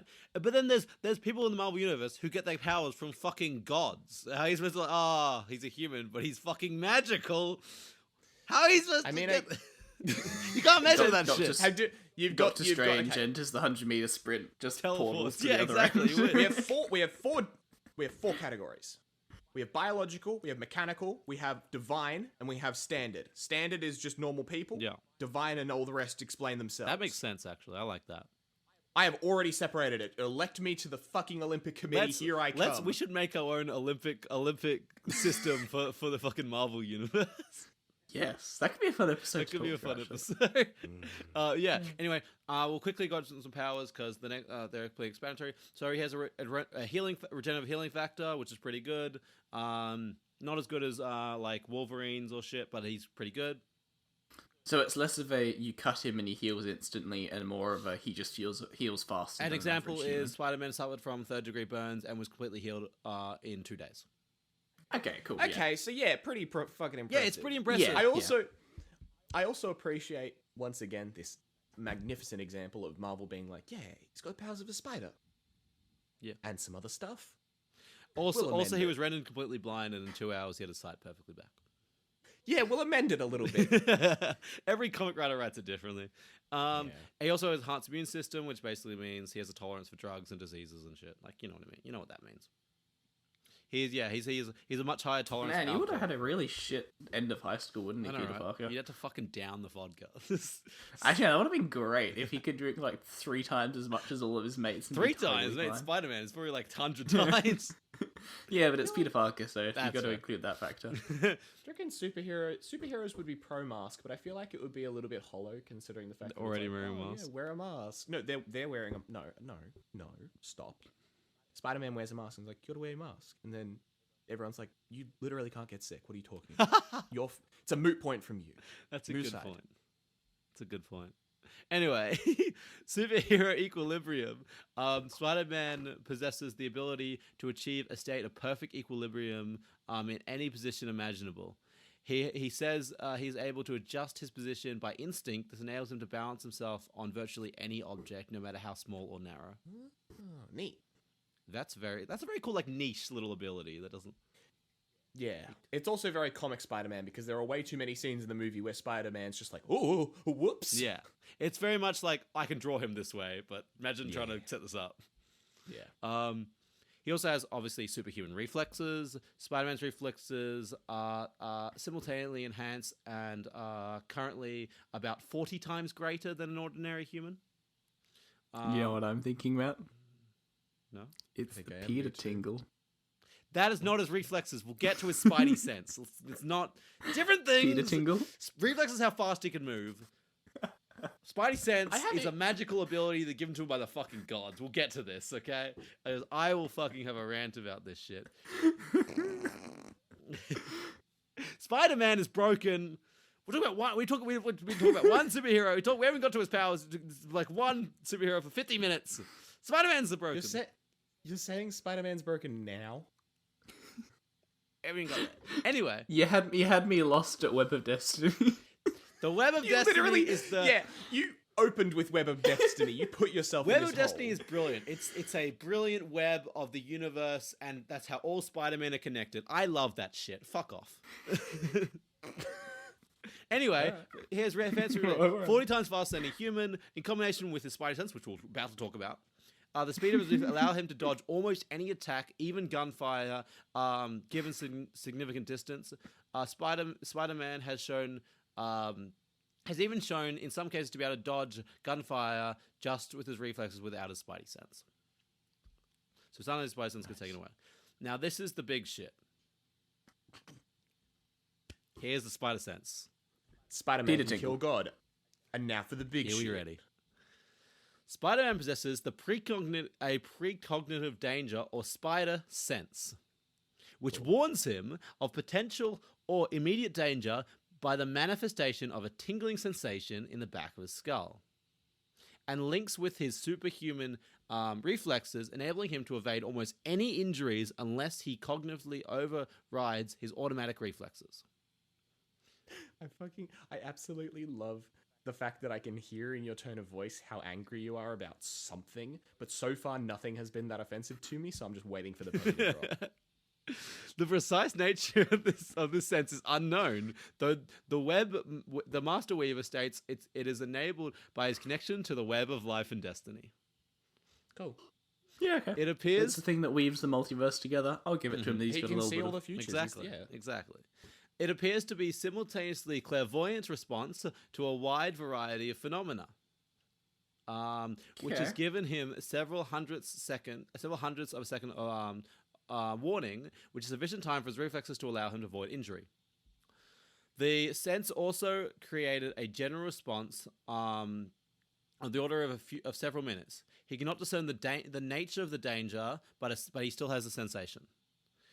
He can, however, discern the severity of the danger by the strength of the sensation in the response. Spider-Man's Spidey sense is directional and can guide him to or away from hidden weapons or enemies. Sudden or extreme threats can cause Spidey sense to react painfully intense. Spider-Man can also sense and dodge attacks directed randomly, or by artificial intelligence. Using his spider sense to time his enhanced reflexes, Spider-Man can casually dodge up to attacks including automatic weapon fire, provided significant distance, as we talked about before. The spider sense is sufficiently well linked to his reflexes to the point that a threat can be triggered even when Spider-Man is asleep or stunned. Nice. His spider sense has helped him preserve his secret identity, as it alerts him when people are watching or cameras are nearby when he's changing costume, which is very interesting. So it even protects his super identity. So it doesn't protect physical threats; it protects mental threats. Like I don't want to be seen, so you're fighting against. Oh, I got you, bro. You won't be seen. I really hope I don't find a really good deal for a lunch. I want to be protected from this. The spider sense does react. Oh, it's warning you about Subway. Yeah, okay, this is where it gets a bit weird. Spider-Man does react to those who Spider-Man does not consider a threat, such as Aunt May. So it does not. So sometimes the thing about the Spider-Man thing is it sometimes reacts, sometimes doesn't. So sometimes it doesn't react. For example, Aunt May, but sometimes it does. What is Aunt May? I know she's her aunt, but like, She bad? No. She's just his aunt. So sometimes it does react. So because he Oh, doesn't see so it as if a she threat. fucking whacks him across the back of the head, he doesn't get spider sense for it. Sometimes, but Okay. sometimes he does. It's a bit confusing. If you look at some comics, he's been saying that's why in the Spider-Man like movie, she managed to sneak up with him in like Homecoming. But like in other senses, he does know when she's coming. It's weird. Anyway, but in some senses, Well, it's because his guard's down, because he's at home with his aunt, who is his. I mean, but then again, it's not really a guard. It's more of fucking divine intervention force. but he can also You can't really tell that, no. Yeah, he can also detect his fellow superheroes, as well as in any situation. Spider-Man's spider sense will also not only protect physically, mentally, it also protects his pocket. What? In the sense that if Spider-Man plays poker, Fuck yeah, his dude. spider sense no. will tell Yeah. him if someone's bluffing or not to protect his pocket. Spider-Man would kill on Wall Street bets. And no joke, there's like a whole superhero like poker thing where they all go and play and they all go play, and they never invite Spider-Man. And he gets really sad, and like you ask him, he's like, "Guys, why do you never invite me to poker?" And he's like, "Because you cheat. You know when you know who's coming. You know if someone's bluffing or not." That's so fucking And he gets really good. sad because he thinks they just don't like him. And also because it's not like Iron Man where he can get out of the suit. Exactly. Or someone else who just doesn't have that sort of power. He literally can't He turn can't it turn it off. off. It's so he's so good. sad. He gets really sad about that because he thinks they just don't want to hang out with him. But yeah, which is really Poor I boy. like how it protects him in all sense. Where was I? Spider-Man can choose to ignore his spider sense, exactly, and distraction or fatigue diminishes its effectiveness. Spider-Man's fighting style incorporates the advantage of his spider sense provided him. His body begins to produce more adrenaline after the sense is triggered, an extension of the fight or flight syndrome. Even when he does not have the use of his eyes, he can still use his spider sense in a similar fashion as Daredevil's Raider sense. I still love the the image of like him just sitting there, just perfectly happy, just chilling. And he's just like, I'm panicked and I don't know why. It's like the Remember All in Harry Potter.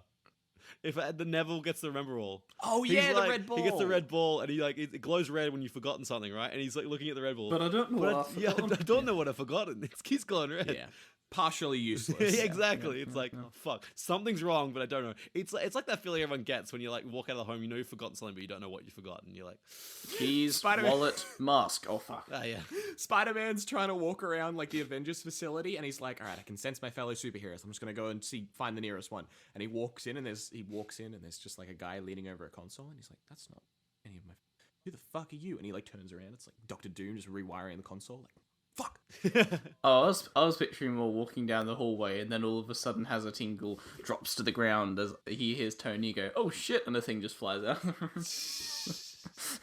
You know, Nearly decapitated Spider-Man.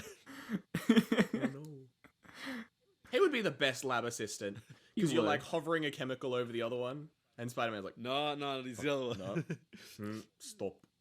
I mean, he's really smart. He did go to school, and he was Doctor Octopus's As lab I assistant. said, he would be a good lab assistant. But he obviously wasn't good enough because Doc Ock still fucking failed. Yeah. Wasn't that more on attendance than actual ability though? Because depends which comic. Which okay. one? But yeah, sometimes I was thinking he of the didn't movie. Yeah, so. he didn't. Sometimes he didn't just fucking show. Yeah. Lazy. Lazy bastard. Anyway, so the spider sense can sense some endangering direction is coming from with the loudest noise. So he gets when he can't see, he gets like basically like a seeing sense with his ears and stuff like that. And yeah, so that's basically his spider sense. So as a result of the Venom Syndicate bonding with Spider-Man, its offspring does not trigger his spidey sense, which is an interesting one. Neat. So a trait is sometimes attributed to the symbiotes in general. So sometimes the symbiotes just don't react to his spidey sense. So that's why his Venom is very dangerous because he connected with him and he can't sense him coming. He put some fucking malware in his antivirus. Exactly. Neat. Yeah. Spider-Man, his last connected to the spidey sense, he also has radio frequency detection. So Peter's Neat. Peter's spider sense also enables him to track certain radio frequencies, which he has advantage of with his spider traces. Cool. Yeah. Why? Because he can. Why the fuck does he need I don't that? know. He's trying to find where the radio's coming from. The best radio signal. I mean, I guess you could do like a bat signal, except it's a Spider-Man buzzer. Yeah. So It's like a wolf There's a whistle. bunch of powers that Spider-Man's had in the past, so we'll briefly go over them. So like very briefly we'll touch on them. So he's had he's been mutated by the Queen, who gave him more strength, psychic alignment with arachnopods, and biological organic webbing. Yep. Wait, is this one of the ways that he became Spider-Man? or No, this is just additional powers? powers. Who's the Queen? She's another person. I believe she's a Spider character? yeah. She's like Cool. Leave it at that. It's yeah. fine. Wasn't she the one with the Master Weaver? You said because I was like, No, that was Madame Web. Madam. Oh, sorry. Yeah, God, get it right. She's another Spider-Man. She's not a spider character, so we'll just leave her. A spider person. Yeah, she's I another Why do you Spider not think that I've been going Spider-Man? Spider-Man.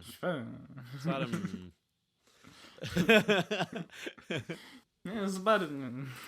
Anyway, so basically, and then he was also evolved to like his full potential, where he got basically augmented in all the things. He got like better wall climb, better everything, better basically. How can you get better wall climb? I'm literally fused to the surface of this wall so that I can climb it, but I've upgraded. able to stick to a surface with any part of his body, including his back. Ooh, that is an upgrade. That's kind of Yeah. cool. Also, Spider-Man has evolved. Into better Spider-Man. More Spider-Man. What's He can stick this? to Your all the- Spider-Man's He's evolving. evolving. He also got stingers, fangs. He got night vision. He got like That makes it a lot more vibration air horrifying. sense, so he can sense when people coming by the air and stuff like that. I thought you were about to say vibration ASMR. No. There's also powers where he got. There's also times where he got a symbiote, which gives him more powers, obviously. And there was times where he was granted the powers of the lizard, which is one of his enemies. Oh my god, guys, the lizard that you wanted. The first episode. He's finally back. Nothing. We're not talking about the lizard. He's a Spider-Man villain. I love the lizard. There's also one time he became the Spider Hulk. He got given the Hulk powers. There's a comic scene where like all superheroes get Hulk powers. There's like Thor Hulk. Why? It's like Why? Wait. Why? Wait. Hulk? Hulk. No, Hulk is just Hulk. Does he not get Hulk square? Does he not get Square. double? No, but he's always the most powerful. He's Hulk. No, everyone else get Hulk powers. Hulk get more Hulk powers. I think in the end he like absorbs everyone else's Hulk powers into him. Fuck yeah, dude. But something like that. Anyway, he also got like enhanced Dr. Octopus powers, where he got the tentacles of Dr. Octopus in himself, which is really That's cool. just a mechanical backpack. Yeah. Okay. He also there was one where he became a magician, like Doctor Strange. He trained on a Doctor Strange. Okay, I was gonna say, do you mean straight or do you mean Yeah, he just got the villains to do basic magic. Because I feel like he... On a street corner of New York. Spider-Man doing like pulling a rat out. Is this your card? Spider-Man, I'm big. Please help. There's a crash. I need help. Is this your card? No. He stole my hand. He stole my handbag. Your handbag, you say? Is this it? And he pulls just a fucking hand pocket. And Oh look, my you look down the God. street, and the burger looks down like, where'd it go? I swear I had it in my hands. And for my next trick, and he holds up a thing, and then he's just like, and I will make this rubber disappear. puts himself And in then a fucking behind you just cage. hear like a fucking like splat, and it just disappears. Takes it away. No, he puts fucking him red inside splatter on the he wall. puts him inside a cage, like this cage, and he like reveals that the spy's in the cage. How'd I get in here? Incredible. Okay, so Peter himself has a few different. Oh, by the way, trademark. Trademark. Spider Magician is ours. Spider musician. Spider magician, yeah. Anyway, These are some. So those are basically the spider powers. These are unique unique things to abilities to Peter himself. So he has a indomitable will. So Spider-Man has a strong will. So Peter Parker has a really strong will. Completely free of evil or temptation. For years he has struggled to balance his life as a student and his superhero duties. He's enabled to emerge from defeat even stronger. His mental strength is also shown to be successfully wrestled control of nanobots by Dr. Octopus. He's also be able to basically grant willpower so strong that Peter Parker, 616 Universe, is considered the greatest of all spider totems in the multiverse. Despite this, he's been overtaken by symbiotes on numerous occasions. And there are times where he has seriously considered and even attempted to kill his opponents. Fucking Spider. Symbiote man, it's my weakness. I say I'm going clean, I just can't stop. Everyone needs a weakness, you know? Everyone needs a weakness. Spider-Man. Not in the Marvel Universe. Spider-Man is also very, very intelligent. So he's very intelligent in science and technology. He invented his own web shooters and signature web formula. And spider traces even when he was in high school. So Peter's... Yeah, I was going to say, because it's like 100% in the comics, he really just makes the web Yeah, he makes it all himself. himself. He doesn't get it at all. Cool. Yeah. Which is really weird when you think about that he's called Spider-Man, yet the only thing he actually got from the spider that's like actual spider trait was the wall climb. Wall climbing, which is also not really wall climbing. It's Electron now. Yeah. He could it's be really just strange, a wizard. I don't know. No, He's in just- the movies they show little spikes. That's Don't in they? that. No, that's in the That's movies. in the movies. That's not in the comics. in the comics. Okay. That's in the movies. So that's what we talk about. So there's Because in different the versions. Toby Mac movie, he can also produce his own web from so his in the Tobey wrists. Maguire movie, he produces his own webs like organically, and he has little hooks in his hand instead of like Velcro instead of Yeah. webs, which is very weird. Which doesn't make much sense. Brick. with but Yeah, that's okay. it doesn't make any sense. It's fun. But they show it's like little spider hands almost. I don't like it. I fucking hate it. Little tiny hands on his hand. Little tiny hide spider hands. His hands Also, are little spider hands. Hey Mary I do Jane, also- let me stroke your hair, Mary Jane. Spiders! You ever get that feeling that there's a spider in some part of your body? What about when they're having sex? It's all spiders. No! No, It's all spiders. Mary Jane, I've got upgraded spider powers. I have spider hands everywhere. What if he had, do you think he has a spider dick as well? Imagine he goes, What does spider dicks look? Do Do not fucking Google that, Matthew. I saw you turn towards your monitor. Do not. Also, I do appreciate, I must say, the fact that there is a secret spider source makes me pleased. Good. Anyway, The web slinging formula. it's a secret source. Anyway, Peter's intelligence has well earned him in many different brilliant minds competitions throughout the Marvel Universe. In addition, Peter's college IQ scores were the same as Reed Richards at the same age, which is Reed Richards is known as the smartest man in the Marvel Universe. Who the fuck? He's the Mr. Fantastic. Fantastic Four, the main member, Super Fantastic. The stretchy boy. Gotcha. Stretchy boy. Exactly. What? Stretchy boy. Reed Richards. Is Doctor Doom not the smart boy? No, Doctor Doom's their enemy. No, but He's is also he not smart. the brainiac? There's competition between him being the smartest. They're basically equal, but Doctor Okay. Doom gets his too fucking arrogant, so he kind of loses. They're basically Gamer. the same intelligence, and you could argue Doctor Doom is smarter, but his arrogance leads him down the wrong track. It's also Doctor I think- Doom's ability to just say like, Yeah, technically hey, he's- this would be really smart, but it would kill. Technically, a bunch of Reed people. Richards' daughter is Fine. smarter than him as well.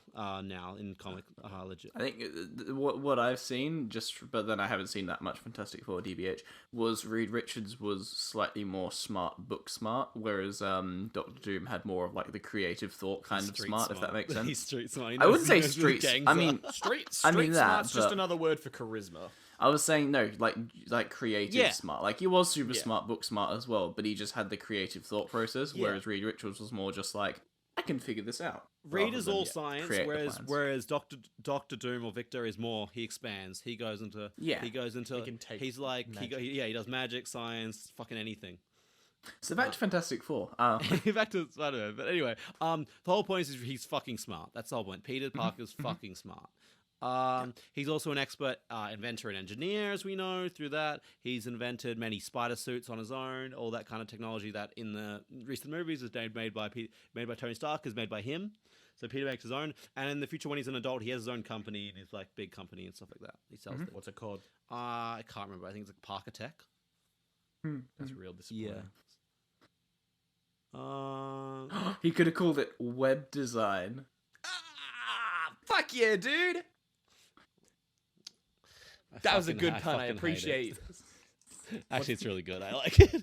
It's a good pun. You are literally the bastion of puns. That is really good. Peter Parker. It's a good pun. Company. Oh my god! And even better, he could start a fucking antivirus and just like theme it all around spiderwebs. I can't find it. It might be Horizon Labs, but I can't remember. Anyway, Horizon Labs a much better name. Anyway, he's also a very skilled photographer. Oh, excellent. Good, He's also a talented teacher. He's worked as a teacher at a high school. He's also a master acrobat, as we talked before. But he can never perform in the Olympics because he's banned. Why is everyone so mean to Spider-Man? Anyone who's superpowers is banned from the Olympics. This just makes sense. He's also a master martial arts as he is trained under a bunch of people, including Captain America, and a bunch of other ones. Additionally, he is bilingual as he speaks English and Mandarin. Little known fact. Interesting. Yep. Why? Because he's smart. Why Mandarin? Why not Spanish or something? He's American. He owns like a tech company, so he has to do with China. Makes sense. There you go. Anyway, weaknesses. So he has a few weaknesses. So he can be Spider-Sense disruption. So Spider-Man's Spider Sense can lose its effectiveness if it is blocked or temporarily weakened by a specialized equipment or certain drugs. It also will not trigger big pair of symbols if it detects something that is not read as a threat, like Spider-Man clones or the Venom syndicate and its offspring.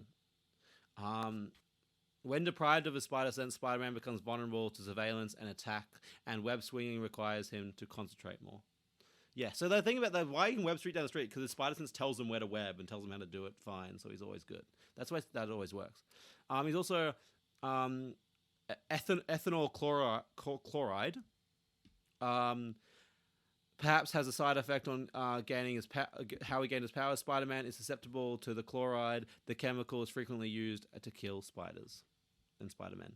Oh, right.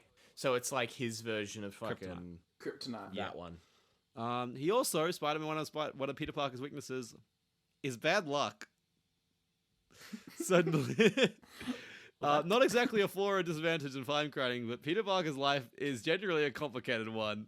Peter Parker has forced on numerous occasions to lie to people close to him, be late for his commitments, or get away from people, and for the sake of a secret identity. It is inherently... I do appreciate the relatability of one of his struggles and weaknesses, which is like everyone else is like, I have to deal with my power, my family, my riches and fame, all this sort of stuff. Whereas Spider-Man's like, I'm going to be fucking late for chess club. I can't get to work. I can't get to class. I gotta get to work. I don't get to class and I'm not even Spider-Man. Fucking, I couldn't deal with it. This inherent difficulty to get his superhero life secrecy matched with his the number of superhero events and beings in New York and simply coincidence has in turn led Spider-Man to aggravate. Sorry, I can't speak words for a second. Aggravate people around himself, even close to himself. don't, Jude, stop pretending you're my friend.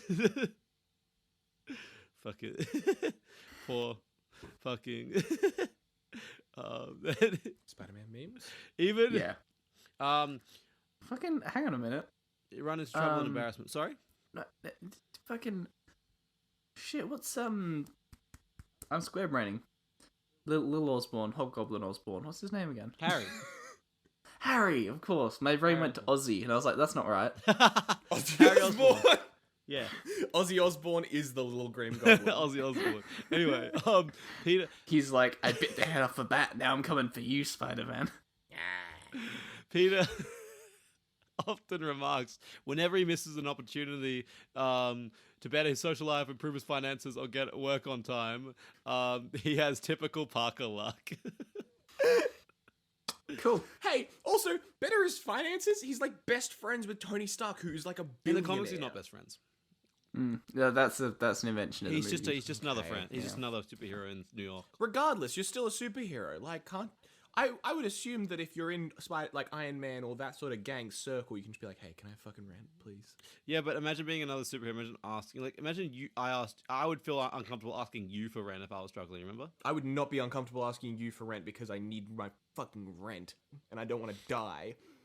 And also, if you were a billionaire, I would feel more comfortable with it, my man. Keep that in mind. That's fair. I mean, yeah, maybe, but I guess I don't know. If I become a billionaire, I give both of you permission to fucking request rent. He's also some former abilities. Some former weaknesses he's had in the past. He's had no driving skills, so he can't drive, which is Good. bad because he had a Spider-Mobile at one point, but he can't drive it. He also has He's no he good. once had memory loss. Yeah. Oh. That's kind of just sad. Yeah, he lost all his memories. So he couldn't remember shit. Say goodbye to your memories. What is that from? Harry Potter. Okay. I don't know that. When what's his fucking name again? Lockwood? Lockhart. Lockhart. Yeah. Yeah, when I'm with it now. when he corners Ron, Yeah, and, yeah. and he's got.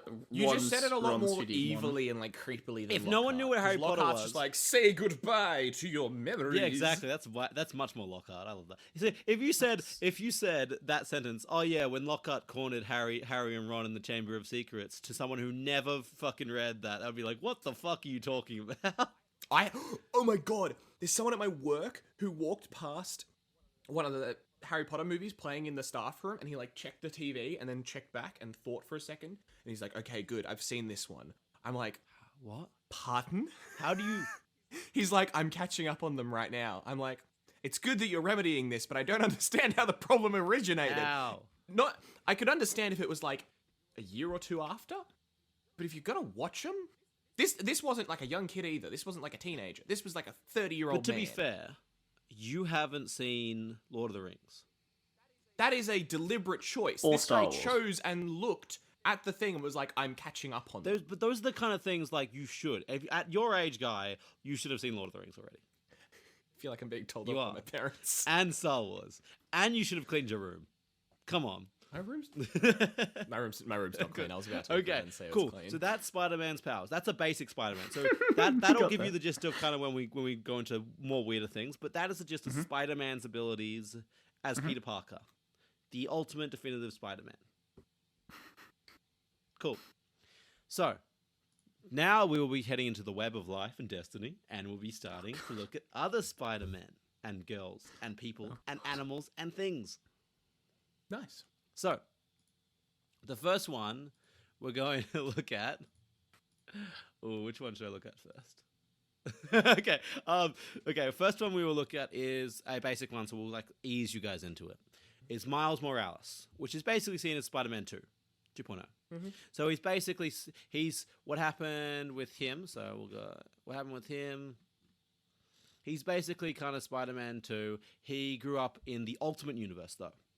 So the Ultimate Universe is kind of like the main Marvel Universe, but imagine if anything's kind of like the gist of it is like if our universe started having superheroes, people coming around, superhero abilities. So it's supposed to be a little more realistic. It's supposed to be the Ultimate Universe is very much similar to the Marvel Cinematic Universe in that sense. Okay. Right. Okay, cool. So there's a lot more sense of there's a lot more like realism in kind of the abilities. Like Thor isn't like he's still like a god. I'm pretty sure he still gets the power of a god, but he's like his mechanical hammer instead and stuff like that.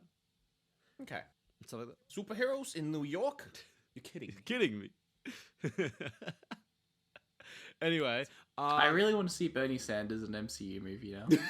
so the thing about the Ultimate Universe is there was a Peter Parker in the Ultimate Universe, but he dies.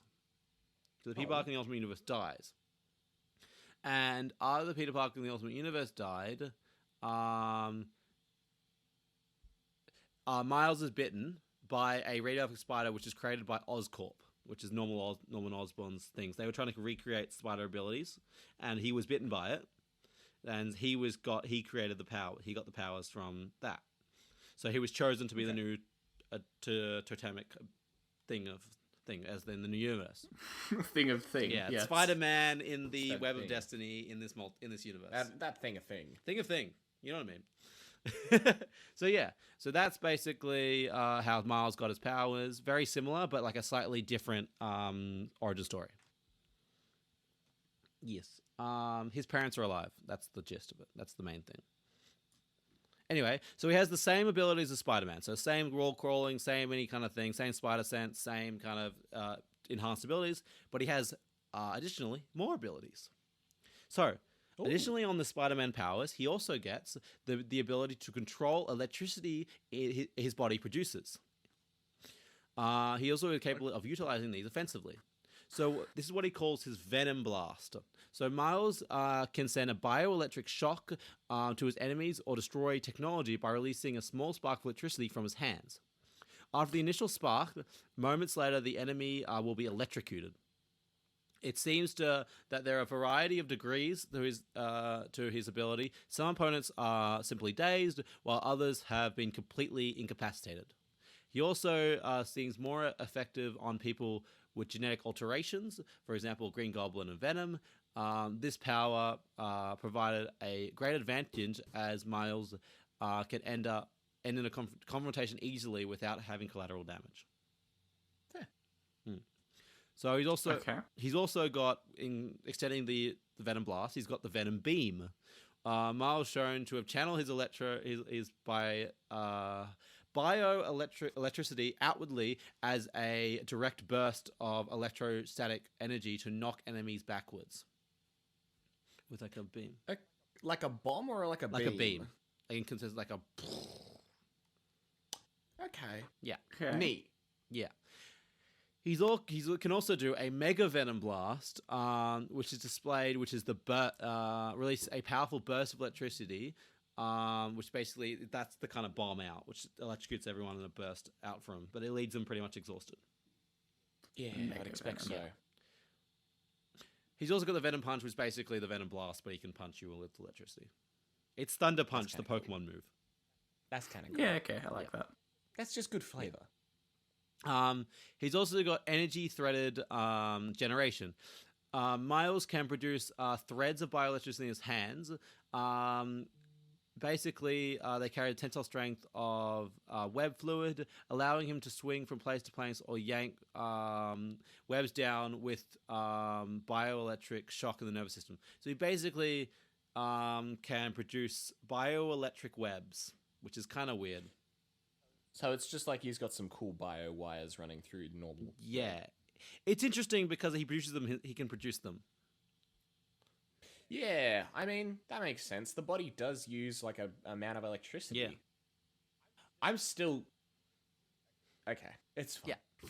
He can also... He's just like Spider-Man with a cool taser. Exactly. But also, Yeah. he can also... Miles, including his clothing, can also blend into the surroundings, implying basically invisible to his surroundings. Okay. Allowing him to sneak up to enemies. So basically, it's basically invisibility. He basically becomes the same color as anything behind him. What's their explanation for this? There is none. He just does it. Good. There is none. Okay. He just does it. So he get angry at them. Yeah. He's also apparently immortal, whereas Norman Osborn believes a side effect of the formula in his blood makes him immortal. He will never age, apparently. Like, okay, so that's never a anti-aging? confirmed thing, but it's said to be. But How Norman long is he in the Osborn thinks How long is he in the comics for? Is it like one scene Sorry? where they just like sort of cross over? There's an entire comic for him. How long is that time wise? Is that like a month? Like there's an entire comic series. Like he's now in the main Marvel universe, so he's been alive for like years. Okay, so we've got years. Has he grown up? I don't know. I think I'm interested The in the point that- immortality because immortality, anti-aging, like a vampire, can suck ass. I think the sometimes. point was that Yeah. he'd grow to full power, like prime, and then stop. That's kind of sick. Yeah. Cool. I think it would Yeah, stop you- him from you don't- de-aging, stop his cells. You know, That's how you have because- how your cells de-age is they have like a thing that slowly shortens over time. Your cells Yes. wears out. That thing can, like, in lobsters, that thing never gets short. For example, I think that's how it stopped. It stopped him from getting short. So he Yes, never but they de-ages. keep growing. That's a good point. I don't know. Maybe he just gets bigger. That would be kind of funny. It's like what's the word? If you remember back to Skyrim and you go to the Dark Brotherhood, there's like that little girl who's a vampire. Yeah, and she yeah. got bitten when she was like 7, but now she's like hundreds of years old, but Yeah. a vampire. So she just kind That's of why I sucks was up. saying Yeah. there's that perfect combo of not aging and Well, he getting continues to age. old enough. So the No, but that's what the, I'm saying. Old the enough. immortality is only like theorized. That we don't know for certain because he hasn't Okay. never got old. Remember? So he continues to age. That's why I was asking about the period time of the He comic. continues to age though. He's been in the comics long enough to age. So if he's aging, then he's probably going to age. We don't know if he's going to plateau. So it's possible he'll just keep getting older. Possible, yes. Pull a fucking Doctor Who season. Oh god, it's all blanking. Season 5. Yeah. Master? Oh no, wait. What was the He gets stuck in a cage and gets real There's fucking also old. that girl who gets the plant. Oh chip yeah, planted yeah, inside yeah. her. Season 3. Season 3? Yeah. Yeah. That's because he gets the. No, I growth- understand the difference, but you yeah, understand what I'm Anyway. going for. Yeah. He's also this Spider-Man is also bilingual, but he is bilingual in English and Spanish, Hey! like you said. I believe because his mum's Spanish. I believe. I don't know off the top of my head. Don't have any excuse, it's all good. But yeah. Learn another language. Anyway, he also is he can do hand-to-hand combat. So Cool. Yeah. So yeah, and that's basically Miles. So that's another different Spider-Man. That was basically, and if I'm going to be honest, he's basically kind of introduced as kind of like Black Spider-Man. He's also kind of the replacement for Spider-Man. I think he's much cooler though in a lot of senses. But like the original Peter Parker is the original Peter Parker. But that's how a lot of people saw it, and it's kind of sad that they saw it that way. But Oh, so they saw it more as a racial gamble than an actual Yeah, character exactly. to be validated. Cool. exactly, Okay. I think he's way different to Peter Parker, and he's really cool as like kind of a he's trying to live up to Peter Parker's role. That's the cool part of his like story. Yeah. He's trying to live up to him, which is hard to live up to because Spider-Man did exist, and he's trying to be the second Spider-Man, live up to. That's a question though. How did Peter Parker die in that universe? He dies to fighting Norman Osborn, I believe, like in Spiderverse. He hasn't seen it. Haven't Oh seen yeah, that. fuck. Spoilers. We had this discussion. Spoilers. That's not spoilers. It's like 20 minutes It's into the true. movie. It's like the start of the movie. Anyway, the next Spider person is Spider-Gwen, which is basically Spider-Gwen Gwen Stacy is Gwen Stacy, becomes- which is one of Spider-Man's main love interests. So his main love interest is Gwen Stacy and Mary Jane. Mary Jane, the big one, but Mary Jane Stacy, and she becomes Spider-Man in the universe. So there's basically on the same kind of experiment, the same what is it? The same height, like the what is it called when you go to high school and you go someplace? Fuck name. School? Excursion. What The is same it? excursion. Oh, The same excursion. hell. Same excursion. That Peter Parker got bitten on. She got bitten on You have high instead. school and you go to a place. Listen, all these Spider-Men might be bilingual, but we're half lingual, apparently. We can't even haven't speak fucking English. got English Well, down. Matt is half lingual. That's true. That's true. Yeah, but so Gwen picked up, and she was dubbed the Spider-Woman. Okay. But she's also Spider-Gwen. Like but yeah. So that's kind of like Gwen got bitten instead, and in that universe, she's like best friends with Peter Parker and stuff like that. And there's a bunch of bad shit that happens. We won't get into it because there's like a whole thing about what happens to Peter Parker in that universe. But you can go find out. Anyway, so Gwen it's basically just a different version of Spider-Man. She's basically just a female version of Spider-Man. She basically has the exact same powers as Spider-Man. She doesn't really get any unique powers herself, unfortunately. But she does some unique things. She's a very skilled detective, unlike Spider-Man, who's not Nice. really a detective. She's also a skilled musician. She plays the drums in her band. Fuck There you yes, she does. And she's a skilled fighter like anyone else. Of course, of course. Yeah. Awesome. So that's the two most basic. So that's the basic ones. Now we get into the fun ones. So Past the basic bitches. the basic bitches. Are Now done. we're on to the cool ones. So another interesting spider is Spider-Man. Man. Spider-Man. Is this going to be Can you something like guess who fucking Spider Matilda? Man is? Aunt May. Aunt May, you are correct. No! Oh my god! So this yes. is a universe where Peter Parker forgot his lunch on the school excursion. So, no. so Aunt So May she comes, delivered his lunch onto the excursion and That's got so bitten by a good. radioactive spider. Hey, worse though, he didn't lose his uncle. She lost her fucking husband. Yeah, Sad. Does Uncle Ben still die, or is she good enough to I save actually him? don't know. It doesn't give enough information. That would actually be really funny if she was just better than Peter. Well, yeah, because like Peter was just being an edgy Yeah, teenager, Peter- then going, oh. Peter And was that's why he selfish. That's died. why I didn't say. That's why Peter Yeah. Ben Whereas I died. don't know if Aunt May would have been selfish No, like it's that. so good. Nice. Or also This- just there's a- imagining her, because is I'd be really awkward if I'm getting confused. No, yeah, in the first Spider-Man movie, when second one, when Dr. Octopus is like running away with Aunt May and she beats him over the head with her umbrella. Yeah. I'm just imagining that, but that's her Spider-Man power. She's just Spider-Man, but she beats people with her umbrella. There's some great quotes. So she basically the same powers as Peter. That's the greatest thing. She has the exact same powers as normal Spider-Man, as Aunt May, which is amazing. And she goes and Yeah. fights crime, and she tries to hide it from Peter in this universe. This is great. Yeah. She originally was using her costume to raise money because she doesn't have any money in a lot of the comics. Aw. But then she saw a villain doing something bad, so she stopped him and then became a crime fighter. Nice. So there's a great quote. Says if there's any conciliation, dear, Spider is more of a costume to me than my identity. In truth, I'm really just your friendly neighborhood aunt. Aww, that's Fuck yeah, Aunt wholesome. May. It's very cute.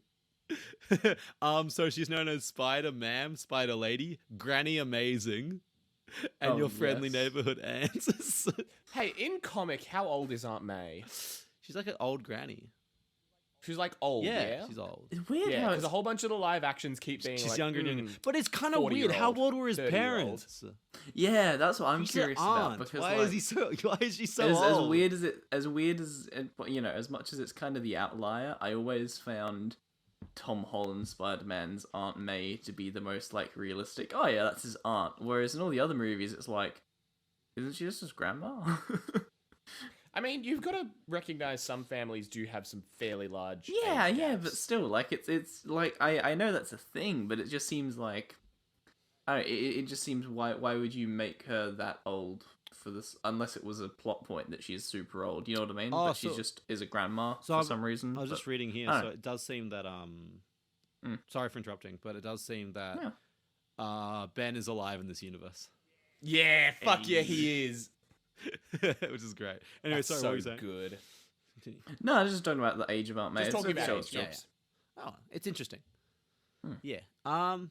So Spider-Man is just an old lady, which is great. Okay, so the next one is Spider-Monkey, I fucking knew it. which is Spider-Man from a universe where everyone's a monkey. So all the heroes are monkey. There's a monkey Captain America, there's a monkey Iron Man, there's a monkey everything. And it's just Spider-Monkey. He is... I mean, the only The Iron Monkey. I appreciate this because one of the only, like, you think about human evolution, we lost a lot of hair from becoming a monkey. The only difference we would have to make to get monkey shit is just don't lose all the hair all over our body. And then all of a sudden, we go to another universe like this one, we all monkey now. I mean, we probably need the tail as well and to make feet. this And real then we can monkey. use our feet and much better. Oh, that's cool as fuck. I wish I had that shit. Yeah. I don't wish I You had want a a tail. tail? You want a tail?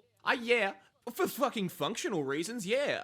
I reckon there would be some pretty sick aesthetic reasons as well. Don't look at me. Furries can defend some shit, okay? Oh, you had it here first. Guy's into tails. Guy's into tails and he wants one. Don't worry, my girlfriend doesn't listen to this podcast. That's true. And even if she would, she'd fucking support She'd probably be me. into it. She'd be into it with you. You do not make judgments like that, my man. She would support you. She would support She'd me. definitely support you. We don't. I'm trying to think about we what don't tail, support what, you. what does tail fashion look like? No, please. You could do, oh my god, you could do like tinsel around it for Christmas time. Yeah. Why though? I was just thinking she'd get you like little tail charms. That's kind of cute. That is kind of cute. like Pandora, like Pandora. Yes, I hate Be on this. your tail. Anyway, so Peter Parker from Earth 8101 Spider Monkey is basically just Peter Parker with the combined powers of a monkey. Mhm. Yeah, so that is basically him. Cool. The next is actually we'll leave him for later. Can you give us a name? No. Next one is Spider Cat from Earth 999. Okay. Spider Cat was a household cat and a loyal pet of a group of video game enthusiasts who gained spider totem powers at some point in its life, which it used to fight crime. It has recurring nightmares about facing a pigeon known as Venom, during which it lost several of its 9 lives, though it would always wake up in the morning after winning the fight. What the fuck? Yeah. So yeah, it's basically a cat with the powers of Peter Yeah. Parker. I feel like at that point it's a piss take, and I understand that most of the animals would be, but like that just feels like an outright piss Yeah. take. I support it. It's funny, but it's a piss. Yeah, so most of the Spider-Man, there's all the comic where they go to the Web of Life and they meet all the Spider-Men basically team up, and they're like it's called the Spiderverse, into the Spiderverse That's really thing. cute. But that's where you meet all of them. This is why there's not much information about them because you meet them like once. Yeah, fair. There's also Brian Caulfield, who is Spider X. So he's basically raised in New York City. He was brought up by a single mom after his father died when he was very young. He was a big fan of the superhero community and tried to contact his Spider-Man via a letter. His mother, however, was attacked and mugged, which led to him wanting revenge. So basically, he got. Wait, where's my note? Oh, did it delete it? Oh, sorry. tell me No, I haven't. Spider-Man X. So he connected. He got in contact with a dwarf, which are actual magical beings in the Marvel universe. Yeah. A minion, who was a minion of a demon, Cthulhu. What? Who offered him similar powers to Spider-Man. Okay. Using the Darkhold's magic, he became Spider X. Using his new abilities, he tracked down his mother's attacker and killed him. He tried to take out many other criminals as possible, believing to bring a justice to the world. But he's brought him in contact with Ghost Rider, where they clashed and WebEx was stunned on the street and he fled. And there's much more. But anyway, his powers are very similar to Spider-Man's, but different. So he's got all the enhanced things, with the spider sense and stuff. He also has organic webbing, which is slightly different. So he has organic webbing, which is very durable, which is also acidic to people who aren't him. He also has possesses 4 extra spider-like limbs that come from out of his body. Ooh. Yeah. 2 I hate that. screw out of his upper back and 2 from his waist. He also has fangs. He has razor-sharp fangs, which project bursts of destructive energy from his mouth. So I he feel asked like- the god to make him Spider-Man, and the god was like, "Okay, I will literally make a you Spider-Man. Yeah. I appreciate the fact that it's like 99% of the times, if you make any difference, mostly other than aesthetic, to Spider-Man, like if you give him like, okay, we need an additional spider traits, like the next thing is like fangs, spider legs, like all of it's horrifying.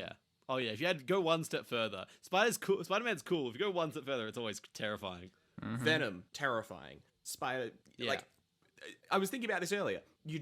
Everything else is like a restyling or like a light sort of like. He's he's got electric powers, nothing to do with the spider. But if you go down that spider path, Spider-Man is fucking Yeah, he is. horrifying. Yeah, this one's also got, as you were saying, he's also got the fangs. He's also got the venomous spit. His ability to spew acid, venomous substance from his mouth. Yeah. He also looks a lot more like a spider. So, by the way, his arms that come out of his back and torso are spider legs. They aren't human arms or legs. They're spider legs. That would be pretty fucking funny if he had human arms. That's the next Spider-Man. No joke, there's a Spider-Man that's just called Six-Armed Spider-Man. And he's the Spider-Man with 6 human arms. This is like going from high school to university. High school, you're like, the best mathematician. Or Yeah. It's like, but then you get to university and you're like, you're good at everything, but everyone's got their own specialty, and they're like, you're multiplication man. It's like, oh fuck, come on. You're never the best. Yeah. No, but like, it's someone's got to get that worst thing. He's literally got. There's not a good He's example. just Spider-Man for with 6 Max. arms, which is fucking amazing. I imagine. Hang on, I've got it. Art. You go to art, go to university. It's like, oh hey, nude portrait guy. It's like, oh come on. I know I can do them really well. I can do other stuff. Yeah. I'm just as good as the rest of you guys. I'm just specialty. Come on. Yeah, portrait so that's basically that. And then there's also Spider Mole, Oh fuck you, dude. which is an anthropomorphic mole with the proportionate abilities of a spider. He's uses abilities to be a superhero. Basically, he stops people from robbing banks. He stops Hiss Marvel, which is Captain Marvel, but a spider. A snake. And he stops Quack-O-Lantern, which is a dark supervillain from robbing a bank. I hate it. So yeah, he does that. It's basically from a universe where people are animals. Okay. Very much like Spider Ham. But Very Spider, much we're like not talking about Zootopia. Spider Ham. I'm not going to Noir, which is also cool. I'm not going into any of those ones. We won't go into those. Do you reckon Zootopia has law? Zootopia has what? Law. Probably a fuck ton, to be honest. Probably. Yeah. Anyway, there's also Long Legs Secundus. Secundus. Is this the one that you said, actually, I'll save this for later? No, that's coming. So, we just got there's 3 left, including Longus Secundus is basically, imagine a ginormous daddy long leg spider wearing with Spider-Man's head. So it's Hey, what? I Hey, fucking hate Marvel. that. Hey, what the fuck? yeah, we don't know anything about this Spider-Man. All we know is a member of the Galactic Alliance of Spider-Man. Marvel. Know that this comes from the deepest bottom of my heart, the most sincere part of my soul. What the fuck? Why? You didn't have to. The only know thing you we know did. about him is when Peter Parker meets him, he complains about not having enough money to buy a new rocket bike and having to take the sidewalk to work. Mood. But what the fuck? Yeah. Anyway, so now we have the 2 left. 2 of my favorites left. One is Spiders Man. Please guess what Spiders Man is. Is it just a Some bunch of spiders. spiders? It's just a bunch of spiders.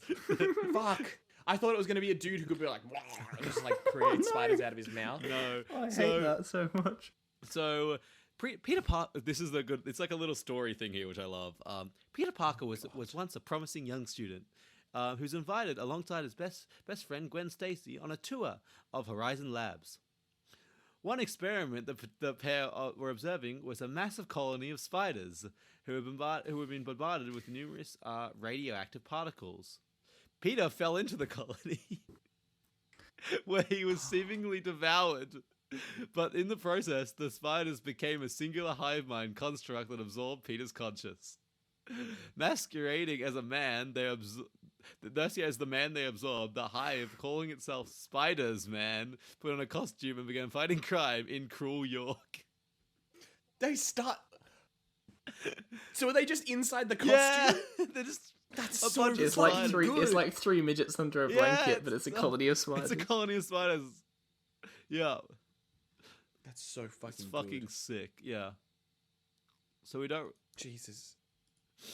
Oh my god. So we don't know much about love their him. powers, though. They're basically just as a human hive mind. Basically, they're just a bunch of spiders. That's how they do it. I feel like there's very much a power in reputation, which I appreciate in a lot of things, which is like the enemy knows that this is a dangerous being, but they haven't, everyone who they've attacked is dead or Yeah. injured or otherwise uncontactable. So they're just like, oh, it's a fearsome foe. And you see them walk in, he just dissolves into a puddle of spiders. And it's like, well, I don't know what I was planning for. Sure as shit wasn't this, though. Yeah, I mean, if fucking bunch of spiders came towards me, I would stop doing crime. I would stop doing Fuck crime that forever. shit. Fuck that. Fuck a bunch of spiders running all through you, fucking beating you up. Could you imagine? Could you imagine like Norman Osborn's fighting him and manages to cut off Spider-Man's arm? He's like, hell yeah, and it's just spiders everywhere. And it comes out. It comes out. It creates a new arm. He just fucking flies away. I'm done. I'm Green fucking Goblin's done. You get all fucking those like grappling battles where they're like face to face. They like finally rip off the mask and it's just spiders. Ah! Oh fuck, that'd be horrible. Lovely. Yeah, so that's spiders, man. That was the one I was saving. I do appreciate that it can be spiders man or it can be spiders comma man exclamation mark. Spiders, Spiders man. man. Spiders, man. Spiders man. Spiders, man. Who beat you? Who thwarted your crimes? Spiders, Spiders, man. man. It's always the spiders, man. Yeah, fucking spiders, Fuck the man. spiders, man. So we're talking the last one. Who's your favorite The one? last Peter Parker we're going to talk. This is actually a version of Peter Parker. Last one we're going to talk about is Peter Parker from Earth 13. So the Peter Parker from Earth 13 basically has the powers of Peter Parker, but Cool. he also absorbed the power of the Enigma Force, Okay. which is basically created by Loki to enhance which enhances all Spider-Man's powers and abilities to godlike levels. Nice. So So fucking Loki appears now. yeah. So basically, he has univision. Basically, a sort of cosmic consciousness. Spider-Man can sense things on a subatomic level or at great distances. This power can also force someone to tell the truth. It's fucking omniscient. Yeah. He has superhero sight. Spider-Man's sight is enhanced to the extent that allow him to see clearly from huge distances. He also can hear anything from huge distances, even such as a whisper. It's got all those eyes, man. Yeah. He also has energy and matter manipulation. Spider-Man can divert an energy flow from a different direction or convert into any type of energy. Diverting the flow of gravitons, for example, allowing Spider-Man to fly. Can I say, at that point, do you not reterm yourself from Spider-Man to something else? It no longer feels like Spider is your main aesthetic. That's a good point. He actually doesn't go by Spider-Man. He goes by good. Captain Universe. Correct answer. He goes by but he is a version of Spider-Man.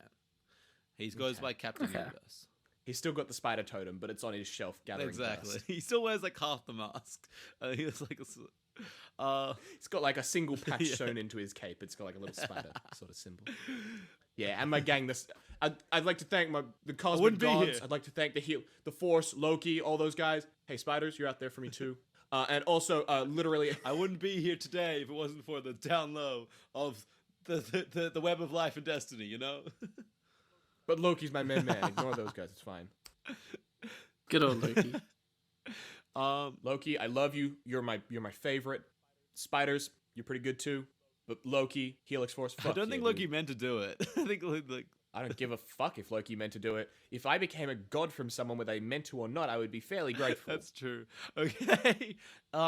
So he also has Spider-Man can also change matter on an atomic level. For instance, he can transmute one substance to another. He can change like the bottle in front of me to a fucking piece of gold if you wanted to, for example. Nice. Yeah, he can also has energy blast. As a result of energy manipulation, can gain the ability to Spider-Man has gained the ability to shoot concentrated blast of energy from his hands. Yeah, and that's basically, he can also fly, as we talked about before. He can fly, using gravitons to make him fly. His Nice. speed was so great he was able to get Hulk, to carry Hulk from space. Sorry, he's able to get Hulk from space in mere minutes. So there was one thing about Cosmic Spider-Man. He got so strong that with a single punch, he punched Hulk into space and then went and retrieved him. Oh, sorry, Sorry, bro. bro. I didn't mean to punch you that hard. He also has molecular change where he can change. He can also change to make his webbing as hard as adamantium, basically. Okay. He's also immune to extreme conditions and temperature.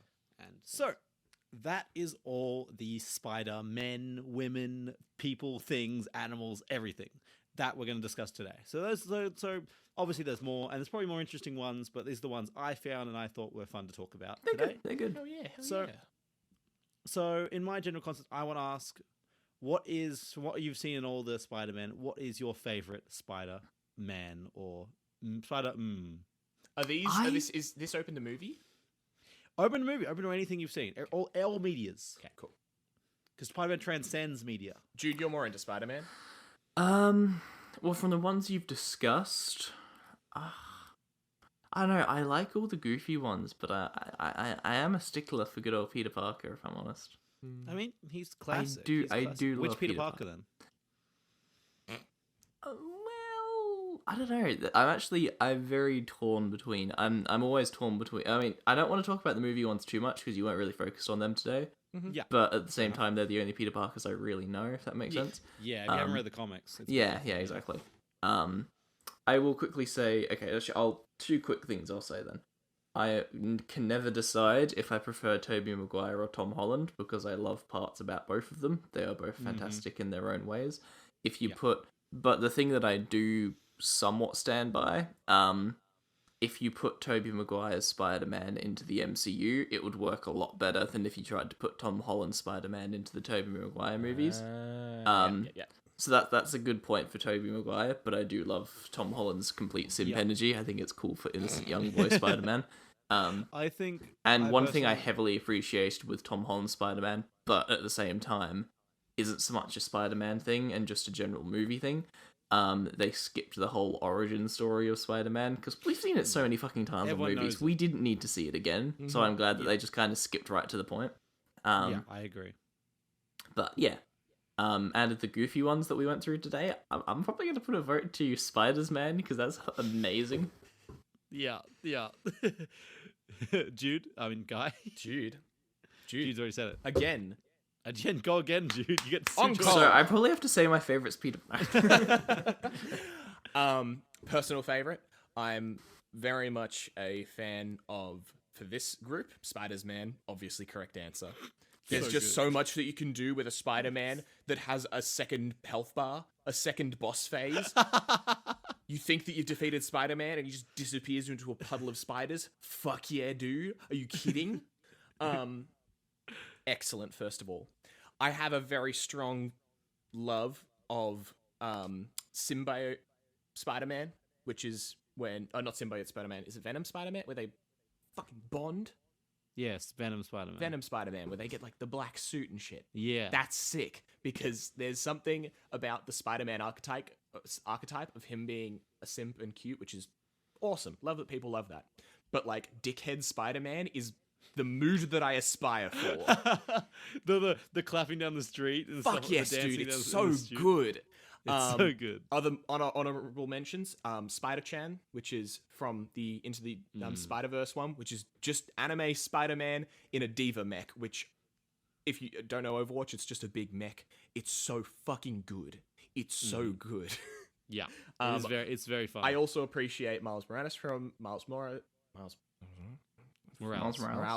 from Into the Spider-Verse, and I also appreciate Tom Holland, both of them for the inexperience, which is also a thing that I think is really key beyond anything to the Spider-Man character, of him just being like the most inexperienced and the most impressionable, which is awesome for superheroes to have, of that like learning aspect, which is just so sweet. And you get that really well with Miles Morales in the Spider-Verse movies, because all the other Spider-Men know more than him. And with Tom Holland as Peter Parker, because there's a full 20-minute scene in one of the movies of him just not knowing what the fuck to do, and that's a big mood. Yeah, I love that. Yeah, I also love that all of the issues in Homecoming...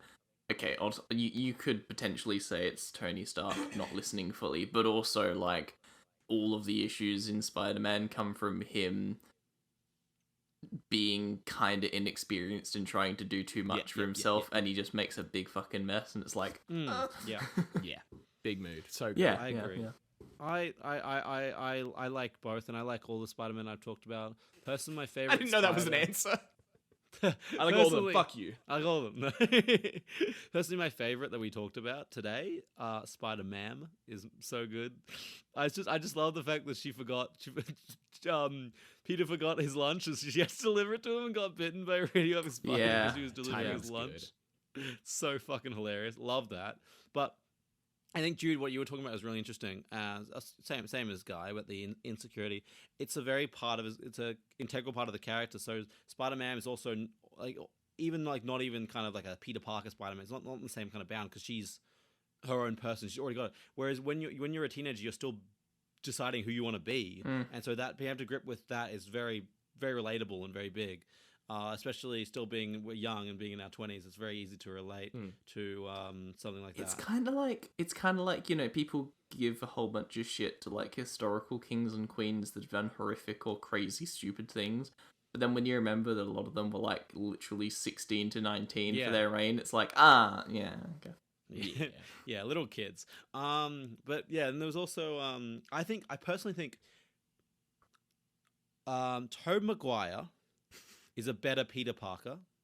Okay. But Tom Holland is a better Spider-Man, if you know what I mean. Spicy take. Okay, I get that. If you know what I mean, because like you have the iconic scene of this train and stuff like that. But I think in the Marvel movies, I think the Spider-Man that comes across is so much better. I love the airport scene, how he's inexperienced trying to use his powers. He just gets fucking totaled by fucking Captain America when he actually tries. Yeah, he like stops, like Captain America's trying to go his own, and then he actually like gets one blow on him and okay, fuck, I'll put this guy down. No, I love the scene when he goes after Falcon and Winter Soldier. That's so good. And he's just and he catches Winter Soldier's arm. I was like, "You've got a metal arm, dude. That's so sick." That's so sick. I think that total innocence of the character is so funny in some of the fights, because there's so many superheroes that are just like, let's get down to it, let's fucking part, let's fight. Whereas like Spider-Man's just like, hey guys, I'm gonna beat your ass now. Like, nice. There's like is it far? I think it's Far From Home. Oh, it might be. Or it might be the Home. bank scene where he's like trying to lean against the wall and say the cool line, and he's trying to like that. No, I was thinking hey of guys, I think you guys aren't the Avengers. I think it might. I can't remember which one it is, but he's trying to use like the voice changer in the suit. Oh, that's in Homecoming. That's Homecoming. Yeah, cool. Yeah. You're not very good at this, are you? And he's like, no, I'm not a girl. What are you talking about? You got to get better at this part of the job. yeah, it's good. I do also appreciate that part of that establishing like that sort of superhero, supervillain archetype of like, we're professionals. We have like speeches and ways that we talk to each other, and you're just fucking it up, kid. And he's just like, oh, I'm sorry. I'm sorry, Mr. Stark. Sorry, I'm Stark. Oh, I do love. It's very much a like what would a kid do? It's pretty relatable, and I love that. That's the iconic part of Spider-Man. Spider-Man's got to be relatable. It's like he is the friendly neighborhood Spider-Man. You can always have the superheroes flying above and like defeating the big evil threats that's never going to relate to like a normal human, but like human. Human. But, like, Spider-Man's supposed to be a local superhero who relates with someone. He stops like that villain from. He stops someone from stealing a bike. He stops that kind of thing. He helps old lady with directions, which is just that's so good, and I love it. So I do love the montage in Homecoming where he's just like being friendly neighborhood Spider-Man helping people out, and they're like, and he has like the recordings for Happy. Yeah. And he's like, what's the word? When he's like stopped someone like pickpocketing someone, and then two dudes on the roof are like, "Hey, nice job, dude. Who are you? I'm Spider-Man. Hey, Spider-Man, yeah."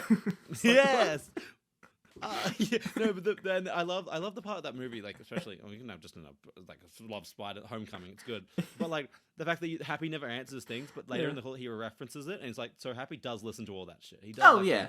Of course. Which is like the important thing. Like Happy actually does listen, which you don't think like maybe Happy's just ignoring him, but he does listen. He does actually like watch over him. I also appreciate the fact that they mentioned with the Tom Holland one like that culture, because there's always a culture in the superhero movies of like you need to help me, I kind of like you're the police, you're the worship, but there's also the Spider-Man vibe of just like vibing, just like hey, cool. You're cool. Like rather than like, oh my god, you're a hero. Like that exists. Hey, Spider-Man! But also just vibing is part of it, and it makes it so much more human and so much cooler. Especially, it's one of the things that, I mean, that we've just kind of given praise to the MCU lore, but one of the things that I appreciate about the MCU as a whole, the fact that, like, as they go further on, there's less wow factor from people's reaction to heroes and more cool, because, Yeah. especially people in New York, they've fucking seen all New York- the New Yorkers Avengers have doing seen stuff. Everyone in the have seen world shit. has seen... Superheroes in New York? Yeah, exactly. What's this? They've all seen shit. So when they see this Spider-Man dude, they're just like, cool. It's kind of cool. Yeah, cool. Yeah. Spider-Man can Nice. sling webs, but you've seen this street performer can balance 3 bowling balls on his head. And there's But that- Elmo in Times Square as well. You gotta watch out. for him. But that He's a Thor great dude, he impressionist. can spin his hammer real fast. You know, he's no match for that impressionist on 4th Street. He can do anyone's voice. Any New Yorkers listen to this, I apologize so sincerely. I'm very... And I still think the MCU, like you'll never get the capture back in the old movies without, like, the excitement of an original movie without the MCU, not trying to Yeah. be comedy, like the dramatization of the original 3 Tobey Maguire movies is fucking Oh, yeah, incredible. that's what I like. Those movies are fucking magic. Go back and watch at least the first 2. And then the third one's a fucking piss take. That's a drinking movie right there. But, like, anyway, there's so much drama and so much emotion. It's powerful. Hey, I'm just saying, I think that's I why... think that's what the MCU loses. It loses that power. That's why I love all my favorite MCU movies are the ones that are sort of like the least comedic. Which, I mean, having said that, Guardians... Thor 2 is good. Don't do it. I wasn't. I do enjoy Thor 2, but I wasn't thinking of that one. I mean, don't get me wrong. I do fucking love the shit out of Guardians of the Galaxy because it's comedic and it deserves to be comedic. But, like, that was just one of my biggest gripes with Thor Ragnarok. Like I've said many times before, I think Thor Ragnarok's an amazing movie, but it's one of my least favorite personal ones, just because I don't like how they went from Thor 1, really awesome Shakespearean, super high fantasy vibes, to just... He's a dopey comedy character now, you know. Yeah, I know I think it it was has lots of serious undertones, which make it a lot deeper. Don't get me wrong, I'm aware of that stuff, but the surface level image is important in that sense. Like it's cool. The backlap is a bit too much in the fact that people thought Thor was boring, but, like, going comedy is good, but, like, it's a bit much. And in some scenes where you think they could have made it more emotional, like, you could, like, really go toss it, and they made a joke, and it kind of ruins it. Yeah, I exactly, think that exactly. there's an amount of, as well, with Marvel that I don't think that they appreciated at the time when they were making those movies, of the fact that they have enough heroes to hit each of the vibes and just have their niche. Well, You don't that's need what all the of them to original- split across. The Phase Yeah. 1 movies, that's the thing I loved about Phase supposed 1 to be different Marvel. genres. They were every movie was like a different niche. You had the Captain America movie falling into, like, the, you know, World War II awesome thing. You had Tony Stark falling into, like, the modern action kind of money thing. You had Thor really hitting that fantasy Shakespearean vibes really well. They were just, like, such different niches, and then Avengers, they came together, and then it was good because it tied it all in, because you And had it had the a little bit of Shakespearean... comedy in the right spots, and it Exactly, had the nice bit of exactly. Shakespearean and the big drama. Exactly. But it didn't fuck any of the vibes. I do think they continue into Phase 2. I think Phase 3 is kind of went off the rails. Yeah, yeah, But yeah. Also, I think Marvel's doing a great job. Oh no, 100%. They're still doing Like a I great say, job. I think all their movies are fantastic. My personal enjoyment of them was like, Doesn't matter Anyway. if they're all solid gold, you have to have a scale from best to worst. Yeah, Exactly. I agree. We do have to end this episode eventually. we though, do, so because we're just talking we about the have- MCU now, not let's- We're Spider-Man. just Back- critiquing now. Let's link it back to Spider-Man. Go. I personally love Spider-Man because across all universes, there's that kind of thing about power and responsibility, which is such a powerful message, not only for, like, kids when they're watching the movie and stuff like that. It's also good for, like, everyone. Like, for adults, that transcends. With great power comes great responsibility. If you have, like, a ability to help someone, you should help them. It's that kind of thing. And if you don't help them, then it's kind of your fault. I'm just keeping some comments quiet that I won't say on the podcast. I don't know But, like, why, but my brain immediately went to if you have a brick in your hand. Great responsibility. Yeah. But, like, I like that idea, and that idea transcends, and I think that's cool. I think the idea of Spider-Man to better help people when you can help people, I think that's cool. That's What about extreme. you guys? Yeah, no, I agree. Awesome. I don't think that that's... Okay, I appreciate that you wanted our feedback on that. I don't think it's possible to disagree. That's a good message.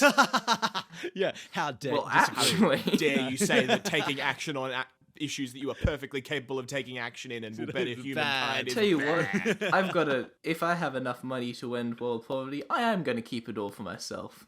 You would, Jude. We know you would. Jude was doing the voice of a character. You were like, No. yeah, Jude, that's you. Yeah, Jude. That's Spookmeister. He's back. No, Spookmeister is reserved. Spookfeister. Only my for IP. Halloween. He's only for Halloween. See you in so court, motherfucker. Come up with your own villain. Didn't you just hear I've got billions of dollars? That's fair. No, you would have better lawyers than me. Okay. Thank you, Matthew, for this excellent exploration of the Spider-Man versification of life and destiny. No, it's Spider-Man. The spider. Spider-Man. Okay, cool. Thanks So, for listening. Just as we link the all multiverses are linked with this the web of life and destiny, we are also linked with the web of the internet. So add us on Twitter and Facebook at Living by the Law. And you can Swear to contact God, us. we're coming out if of university. We'll actually make some posts for once, I swear. It won't just be upcoming episodes. I might post a meme. We might post memes. Depends. We're still trying to get our social media vibe checked. Hey, my exams ended literally today. So Nice. hopefully we'll have more stuff coming over the summer. Matt, Exactly. don't date the episodes. Don't date them. Don't date them. Oh, we wouldn't tell them. We might. That's why I said might. Anyway, we also have a G. If you want to contact us about anything about the podcast, you can contact us on Facebook or Twitter, like DMs, or you can email us at livingbythelaw@gmail.com. Hit us up. I probably recommend, if you want to get in contact, I recommend messaging the page, because that we can be snappy responses there, but we are sometimes bad at checking Gmail, I think. We are very potentially. bad checking Gmail. I haven't checked it in 3 weeks, and I should check it. Just message Anyway, us on Facebook. Yeah, message on Facebook. We're probably more likely to get fun. Additionally, if you enjoyed the podcast today, or have enjoyed any of the episodes we put out, we really appreciate your guys' enjoyment. But if you could help us out by sharing with your friends or giving us a review on iTunes, that really helps us out. That's so wonderful. Listen. This Do you have a responsibility? This is a time capsule. I'm putting this in the time capsule right now. With great power comes great responsibility. Great and reviews. you have the great power to leave a review on iTunes. I'm putting this in a time capsule. Someone at this time has left an iTunes review for us. Literally, it's all we talked about for like 3 hours. Yeah. That's not true. a joke. We Yeah. did. It was a very Thank good. you very much. True power of the That commenting. actually made my week. It was very good. So make sure you leave an iTunes review so we can get that fucking endorphins, those good vibes. It feels actually- good, and we thank you so much. Do we want to shout out the name? Because like we could get the name. No. I mean the username of the I'm gonna comment. talk to them soon. If you have one, if you have it open you right have it now, then open? go for. I think I do. I'll let it go. Okay, quickly. We got to talk quick. for 5 seconds. Yes, but yes we do. we have it? Okay, Void, go. Voidheart. Voidheart, Voidheart, I love you. you're amazing. Thank you very much for your kind words, and we will continue to do what we do because we love doing it, and if you love doing it, fucking great. Love it. Was that a Thank you so question much. aimed at me? Sure, I don't know. All Yes. of you. I don't know. Okay, Awesome. cool. I love you. made Having this it time. weird. Thank you for the Spider-Man chat. Good night. Goodbye. And swing you later. I fucking hate you. And remember, it's always pizza time. Pizza time! Wait, was Vegas played in any of the movies? No. It's a fucking missed opportunity right there. Pizza time! I can so imagine Tom Holland delivering pizzas to the tune I of, can- to, I to the do tune of agree. I can Vegas. see that.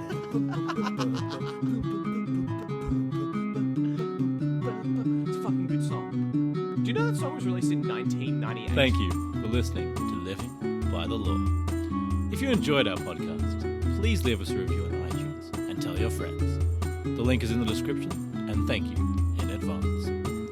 Also, follow us on Facebook and Twitter at Living by the Law to keep updated on all the latest about our podcast. We have been, and always will be, living by the law. Thank you for your company, and good night.